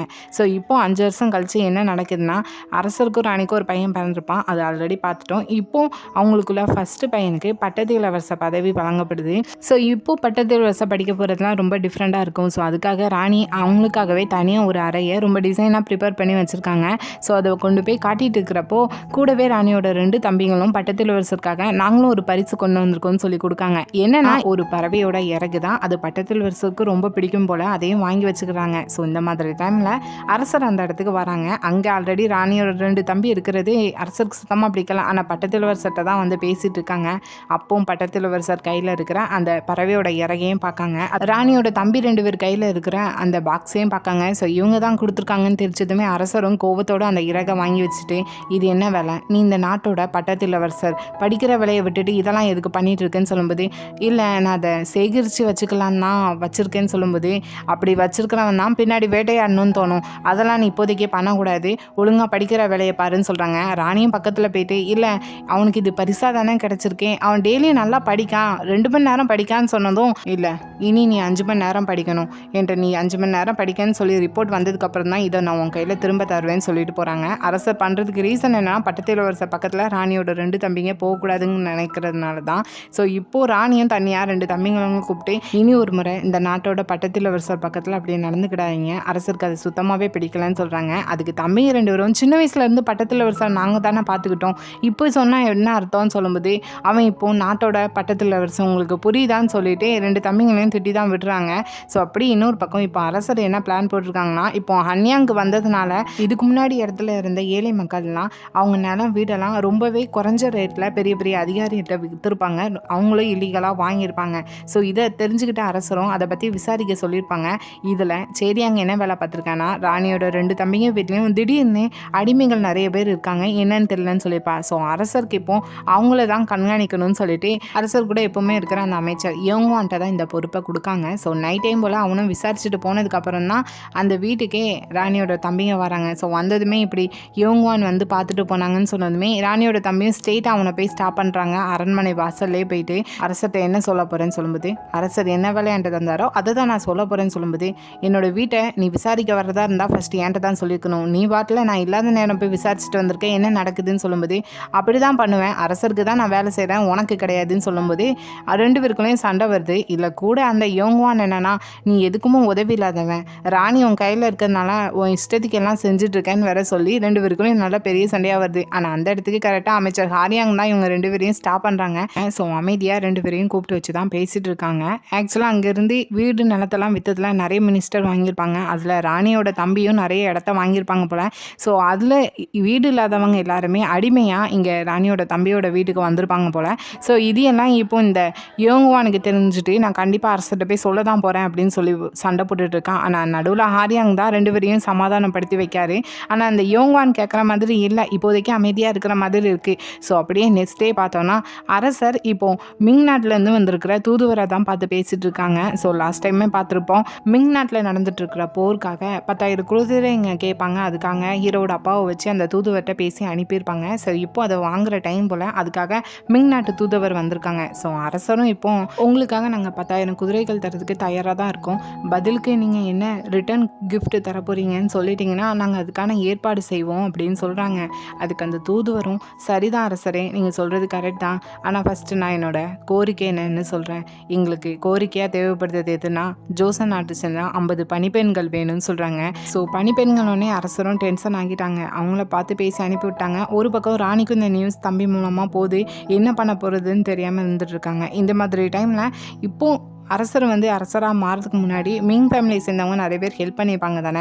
ஸோ அந்த அதிகாரிகள்லாம் அரசர்கிட்ட பேசுகிறாங்க. என்னென்னா என்னானாலும் சரி ஜோசன் நாட்டை சேர்ந்த பணிப்பெண்களை மிங் நாட்டுக்கு அனுப்பக்கூடாதுன்னு சொல்லி தான் அரசரும் இக்கட்டான சூழ்நிலை இருக்காங்க. இது என்னால் செஞ்சு தான் ஆகணும், வேறு வழி இல்லைன்னு சொல்லிட்டு அவங்ககிட்ட சண்டை போட்டுட்ருக்காங்க. ஸோ அடுத்ததாக ராணியே அரசர்கிட்ட போய் பேசுகிறாங்க.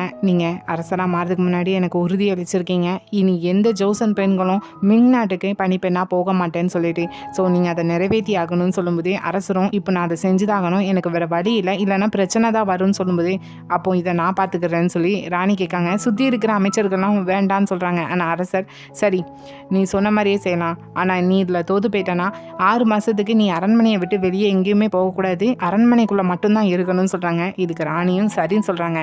ஸோ அடுத்ததாக ராணி யாரை போய் மீட் பண்ணுறாங்கன்னா, அரசருக்கு லாஸ்ட்டாக வந்த காங் பெயின் செய்யணும்னா தான். ஏன்னா அவள் ஃபஸ்ட் டைம் அரண்மனைக்கு வந்ததும் ராணிக்காக மிங் நாட்டிலேருந்து வந்திருக்க சில்க்குன்னு சொல்லி கொடுத்துருப்பான். இப்போ அதை தான் ராணி கேட்காங்க, எப்படி உனக்கு இந்த துணி வந்துச்சுன்னு சொல்லும்போது அவளும் அவள் ஃபேமிலியில் யாரோ ஒருத்தங்க மிங் நாட்டில் பெரிய அதிகாரியாக இருக்காங்க போல். ஸோ அவங்க மூலமாக தான் எங்களுக்கு கிஃப்டாக இது வந்துச்சுன்னு சொல்கிறான். ஆனால் ராணிக்கு இதில் டவுட் இருக்குது. ஸோ உடனே அவளோட அப்பாவை கூப்பிட்டு தான் விசாரிக்காங்க, நீங்கள் எதை கொடுத்தீங்க, பதிலுக்கு எதுக்கும் உங்களுக்கு மிங் நாட்டிலேருந்து இந்த கிஃப்ட் வந்திருக்குங்கிறதெல்லாம் நான் கேட்க போகிறது கிடையாது. நான் கேட்க போகிறது என்னென்னா, இங்கே ஜோசன்லேருந்து அங்கே மிங் நாட்டு அரசருக்குன்னு கொடுக்குற பரிசு எல்லாமே மிங் நாட்டு அரசருக்கு போகிறது கிடையாது தானே, மிங் நாட்டு தூதுவர் தானே அதை எடுத்துக்கிட்டாங்கன்னு சொல்லி கேட்காங்க.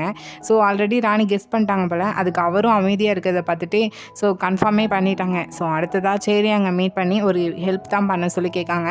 என்னென்னா மிங் நாட்டு தூதுவர் வர்றதுக்கான ஏற்பாடு எல்லாமே ராணியோட மின் ஃபேமிலி தான் பார்த்துக்கிடுவாங்க. ஸோ அவங்க அங்கே வந்ததுக்கப்புறம் அங்கே தூதுவர் கூட இருக்கிற 2 பேரை நீ தனியாக கூட்டிகிட்டு போய் பேசணும், நான் அந்த தூதுவர் கூட பேசுகிறதுக்கு நீ தான் ஹெல்ப் பண்ணணும்னு சொல்கிறாங்க. ஸோ அதே மாதிரி அவங்க வந்ததுக்கப்புறம் இங்கே சரி அங்கே கூட இருக்கிற 2 பேரை தனியாக கூப்பிட்டுட்டு போய் பேசிகிட்டு இருக்கா. இந்த டைமில் அந்த தூதுவர் ராணியை மீட் பண்ணி பேசுகிறாங்க. ராணியும் அவரை பார்த்ததுமே உங்களுக்காக நான் ஒரு கிஃப்ட் கொண்டு வந்திருக்கேன்னு சொல்லிட்டு ஒரு பாக்ஸில் கோல்டனை செஞ்ச ஒரு ஆமை சீல் தான் காட்டுறாங்க. ஸோ கூடவே காங் பெயின் செய்யணும் இருப்பாங்க. ஸோ இப்போது ராணி என்னென்னா இவங்க ஃபேமிலியிலேருந்து இதே மாதிரி நிறைய பரிசு மிங் நாட்டுக்கு கொடுத்துருக்காங்கன்னு சொல்லும்போது இப்போ அந்த தூதுவரும் இதே மாதிரி பரிசு வாங்கியிருக்கோங்கிறதுக்காக ஆதாரம் எதுவுமே கிடையாதுன்னு சொல்கிறாங்க. அதுக்கு இப்போ ராணியும் அது சரிதான், ஆனால் இவங்க ஃபேமிலியிலேருந்து அங்கே மிங் நாட்டு அரசருக்கு ஒரு கடிதம் எழுதி அனுப்பியிருக்காங்க, இதே மாதிரி பரிசு நாங்கள் தந்து விட்டுருக்கோம்னு சொல்லிட்டு. ஆனால் மிங் நாட்டு அரசர்கிட்ட இருந்து பதில் கடிதம் என்ன வந்துச்சுன்னா நான் அப்படி எந்த பரிசும் வாங்கலைன்னு சொல்கிறாங்க.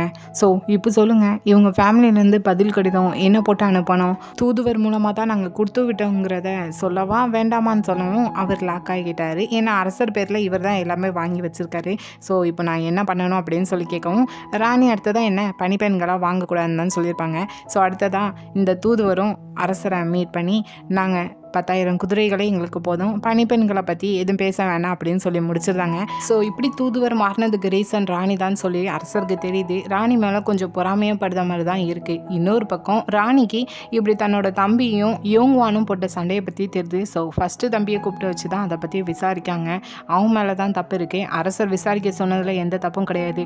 ஸோ யாரெல்லாம் அடிமையாக வச்சுருக்காங்களோ அவங்களுக்கு என்ன தேவையோ அதை பார்த்து அவங்கள அங்கேருந்து அனுப்புறதுக்கு வழியை பாருங்கன்னு சொல்லும்போது முடியாது, இது எல்லாமே மின் ஃபேமிலியோட நல்லதுக்காக தான் நாங்கள் பண்ணிகிட்ருக்கோம். அங்கே அரசராக உட்காந்ததுக்கு கூட காரணம் நாங்கள் தான். ஆனால் அவர்கிட்ட இருக்கிற பவரை வச்சு எங்களை இல்லாமல் பண்ணணுன்னு தான் பார்த்துட்டு இருக்காருன்னு சொல்லும்போது, பவரா என்ன, உன்னை பொறுத்த வரைக்கும் எடுக்கணும், அதை அனுபவிக்கணும், அது தானே. ஆனால் நாங்கள் யோசிக்கிறது அப்படி கிடையாது. ஜோசனை புது உலகமாக மாற்றணும், இதை தான் நாங்கள் முயற்சி பண்ணிகிட்ருக்கோம்னு சொல்லி 2 பேருக்குள்ளேயும் சண்டை வருது. அதில் தம்பிக்காரனும் நீங்கள் ஃபுல்லாகவே ஒரு ராணியாக தான் பேசிகிட்டு இருக்கீங்க, மின் ஃபேமிலிக்கு சப்போர்ட் பண்ணுறது கிடையாதுன்னு சொல்லிட்டு சண்டை போட்டுட்டு அங்கேருந்து கிளம்பி போய் தான். ஆனால் நைட் டைம் ராணி அரசரை பார்க்கணும்னு சொல்லிட்டு போகிறாங்க. ஆனால் அரசரோட அறைக்குள்ளே போல் வெளியே நின்று தான் பேசுகிறாங்க.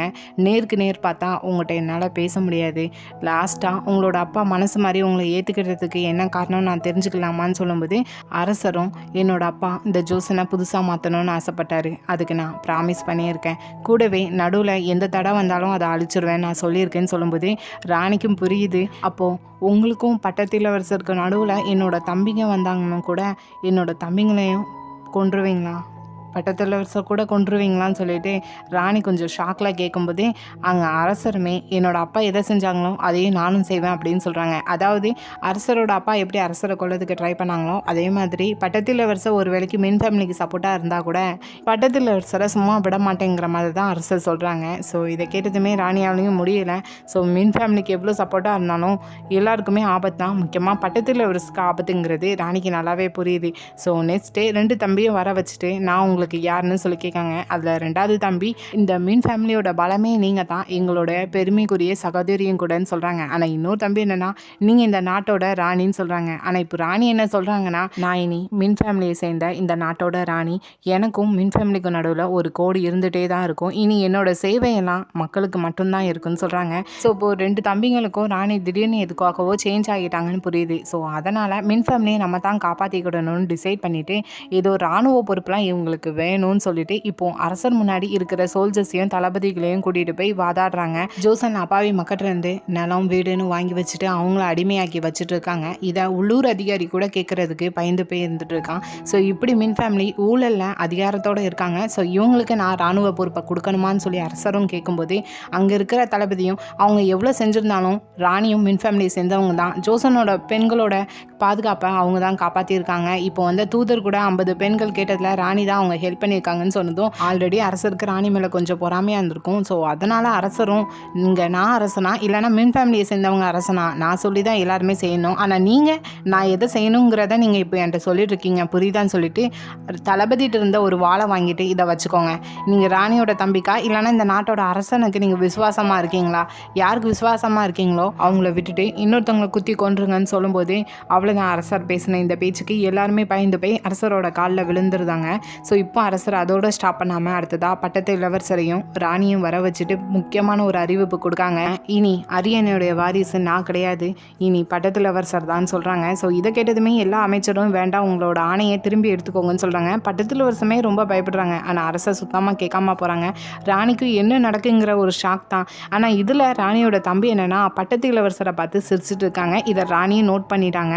ஏன்னா மின் ஃபேமிலிக்கு சப்போர்ட்டாக பட்டத்து இளவரசர் தான் அரசராக இருக்கணுங்கிற ஆசை. ஸோ அப்படியே நைட் டைம் போல் இப்படி சின்ன வயசுலேயே யாராட்டும் அரசனாக மாறிட்டாங்கன்னா பெரிய பெரிய அரச விவகாரங்களை அவங்களால ஹேண்டில் பண்ண முடியாது.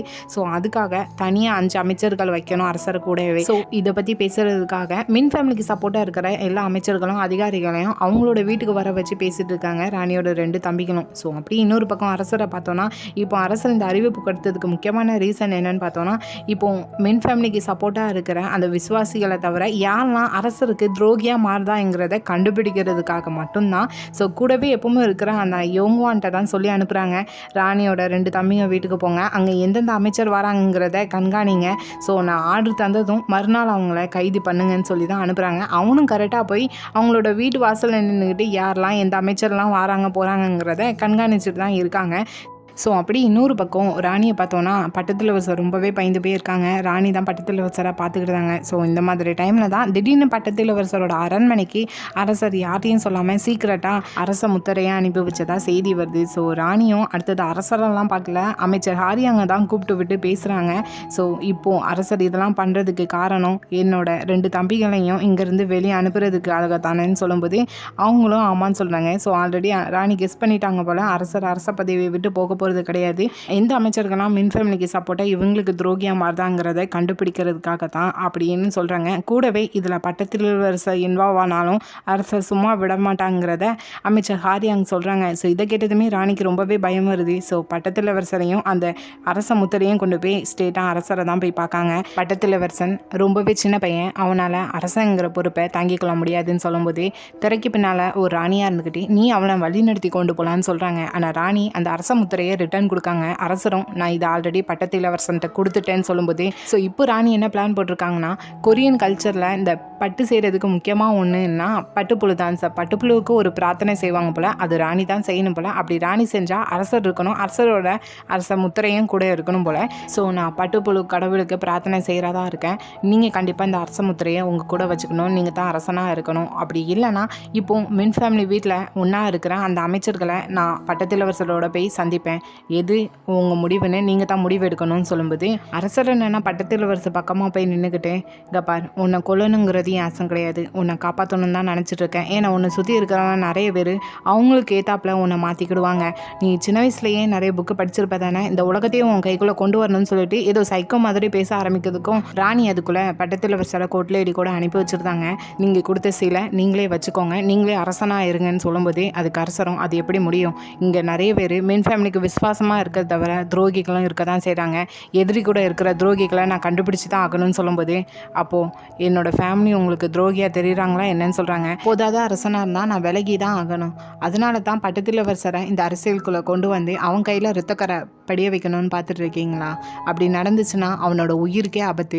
பட்டத்திலவசரை ஒரு அம்மாவாக நான் தான் பாதுகாத்தாகணும், நானும் என்னோட பட்டத்திலவசனும் இப்போ இங்கேருந்து என்னோட அம்மா வீட்டுக்கு போகிறோம், உங்களோட முடிவை மாத்திரதா இருந்தால் நாளைக்குள்ளே சொல்லுங்கள் சொல்லிட்டு போகும்போது இங்கே அரசரும் அப்படி சொல்லலைன்னா நீங்கள் சொன்னபடியே பட்டத்திலவசர் அரசனாக மாறுவான், நான் அவனை பார்த்துக்கிறேன்னு சொல்லிட்டு அங்கேருந்து கிளம்பி போகிறாங்க. இங்கே அரசருக்கு மறுபடியும் ராணி தன்னோட பேச்சை கேட்குறத மாதிரியே இல்லைன்னு சொல்லிட்டு கோவப்பட்டு இருக்காரு. ஆனால் இன்னொரு பக்கம் தன்னோட அப்பா வீட்டில் இருந்த எல்லா அமைச்சர்களையும் ராணி போக சொல்லியிருந்தாங்க. கூடவே அங்கே பட்டத்திலவசரையும் கூட்டிகிட்டு அவங்களோட அம்மா வீட்டுக்கு போயிருந்தாங்க. ஸோ இப்படியே மறுநாள் ஆகுது. இருக்கிற எல்லா அமைச்சர்களும் பட்டத்திலவசர் இப்படி ராணி கூட்டிகிட்டு போயிட்டாங்கன்னு தெரிஞ்சதுமே மறுபடியும் நீங்களே ஆட்சியில் அரசராக இருங்கன்னு சொல்லிட்டு போராட்டம் பண்ண ஆரம்பிச்சிருந்தாங்க. அரசரும் ரொம்ப யோசிச்சுட்டு தான் இருக்காங்க. ஆனால் அந்த டைம் தான் அமைச்சர் ஹாரியாங் போய் பேசுகிறாங்க, கண்டிப்பாக நீங்கள் அரசராக இருந்தால் தான் சரியாக வரும், இல்லைனா ஏதாட்டு பிரச்சனை நடக்குதா வாய்ப்பு இருக்குது, இதனால் ராணியும் ரொம்பவே ஹேட் ஆவாங்கன்னு சொல்லிட்டு புரியும்படி எடுத்து சொல்கிறாங்க. ஸோ இதனால் அரசரும் சரின்னு சொல்லி முடிவு எடுத்துருந்தாங்க. ஸோ இன்னொரு பக்கம் ராணி 2 தம்பிகளும் கூப்பிட்டு வச்சு நீங்கள் மக்கள்கிட்ட இல்லீகலாக வீடு ரொம்ப குறைஞ்ச விலையில் வாங்கியிருக்கீங்க, ஸோ அதுக்கப்புறம் வீடு இல்லாமல் அவங்க உங்கள்கிட்டயே அடிமையாக வந்திருக்காங்க, ஸோ அவங்களுக்கு தேவையானதை செஞ்சு கொடுத்துட்டு அவங்கள ரிட்டர்ன் அனுப்பிடுங்கன்னு சொல்கிறாங்க. ஸோ அவங்களும் இதெல்லாம் அரசருக்காக பண்ணிட்டு இருக்கீங்கன்னு சொல்லும்போது இல்லை உங்கள் அரசருக்காக பண்ணிட்டு இருக்கேன், எனக்காகவும் தான், சொன்னதை செய்யுங்கன்னு சொல்லி அனுப்புகிறாங்க. ஸோ அப்படியே ரகசிய தகவல் தருதவர்கிட்டையும் போய் பேசி இப்படி யாரெல்லாம் இல்லீகலாக வீடு வாங்கியிருக்காங்கிறத விசாரித்து இதுக்கு மூல காரணம் யாருங்கிறதையும் கண்டுபிடிச்சி சொல்லுங்கன்னு சொல்லி கேட்டு விடுறாங்க. ஸோ அடுத்ததாக அரண்மனையிலேருந்தும் ஆள் வராங்க. அரசர் அவரோட முடிவை மாற்றிக்கிட்டாங்க, ரிட்டர்ன் அரண்மனைக்கு வாங்கன்னு சொல்லிட்டு. ஸோ ராணியும் அரண்மனைக்கு போகிறாங்க. ஸோ ராணி வந்தது தெரிஞ்சதும் அரசரும் ராணியை தான் போய் பார்க்காங்க. நீ திரும்ப வந்ததுக்கு காரணம் இதுதானான்னு சொல்லி கேட்கும்போது ராணியும் எனக்கு வேறு வழி தெரியலன்னு சொல்கிறாங்க. ஆனால் அரசர் நீ என்னை விட்டுட்டு தனியாக நடந்து போயிட்டேன்னு சொல்லும்போது நான் உங்களை எப்பவும் கைவிட்டது கிடையாது, ஒவ்வொரு நாளும் ஒவ்வொரு நேரமும் உங்கள் பக்கத்துலேயே தான் நான் இருந்திருக்கேன்னு சொல்லும்போது இப்போது அரசர் என்னென்னா நான் எப்படி ஃபீல் பண்ணுறேன்னா ஏதோ தீவில் தனியாக மாட்டிக்கிட்ட ஒரு ஆள் மாதிரி தான் நான் ஃபீல் பண்ணிகிட்டு இருக்கேன்னு சொல்கிறாங்க. ஸோ ராணி அவங்களோட டிசிஷன் எடுத்து தனியாக போனதுக்கே அரசர் கொஞ்சம் ஃபீல் பண்ண மாதிரி தான் இருக்குது. ஸோ இதோட இந்த பாட்டு இங்கே முடியுது. எனக்கு தெரிஞ்சு இந்த எபிசோட் மட்டும்தான் கொஞ்சம் அரசியலை கலந்து கொண்டு போயிருக்காங்க. இதுக்கு முன்னாடி இருந்ததெல்லாம் ஒரு விதமாக தான் போச்சு. ஸோ இந்த வீடியோ பிடிச்சிருந்தா லைக் பண்ணுங்கள், ரொம்ப பிடிச்சிருந்தா சப்ஸ்கிரைப் பண்ணுங்கள். Thank you, bye bye friends.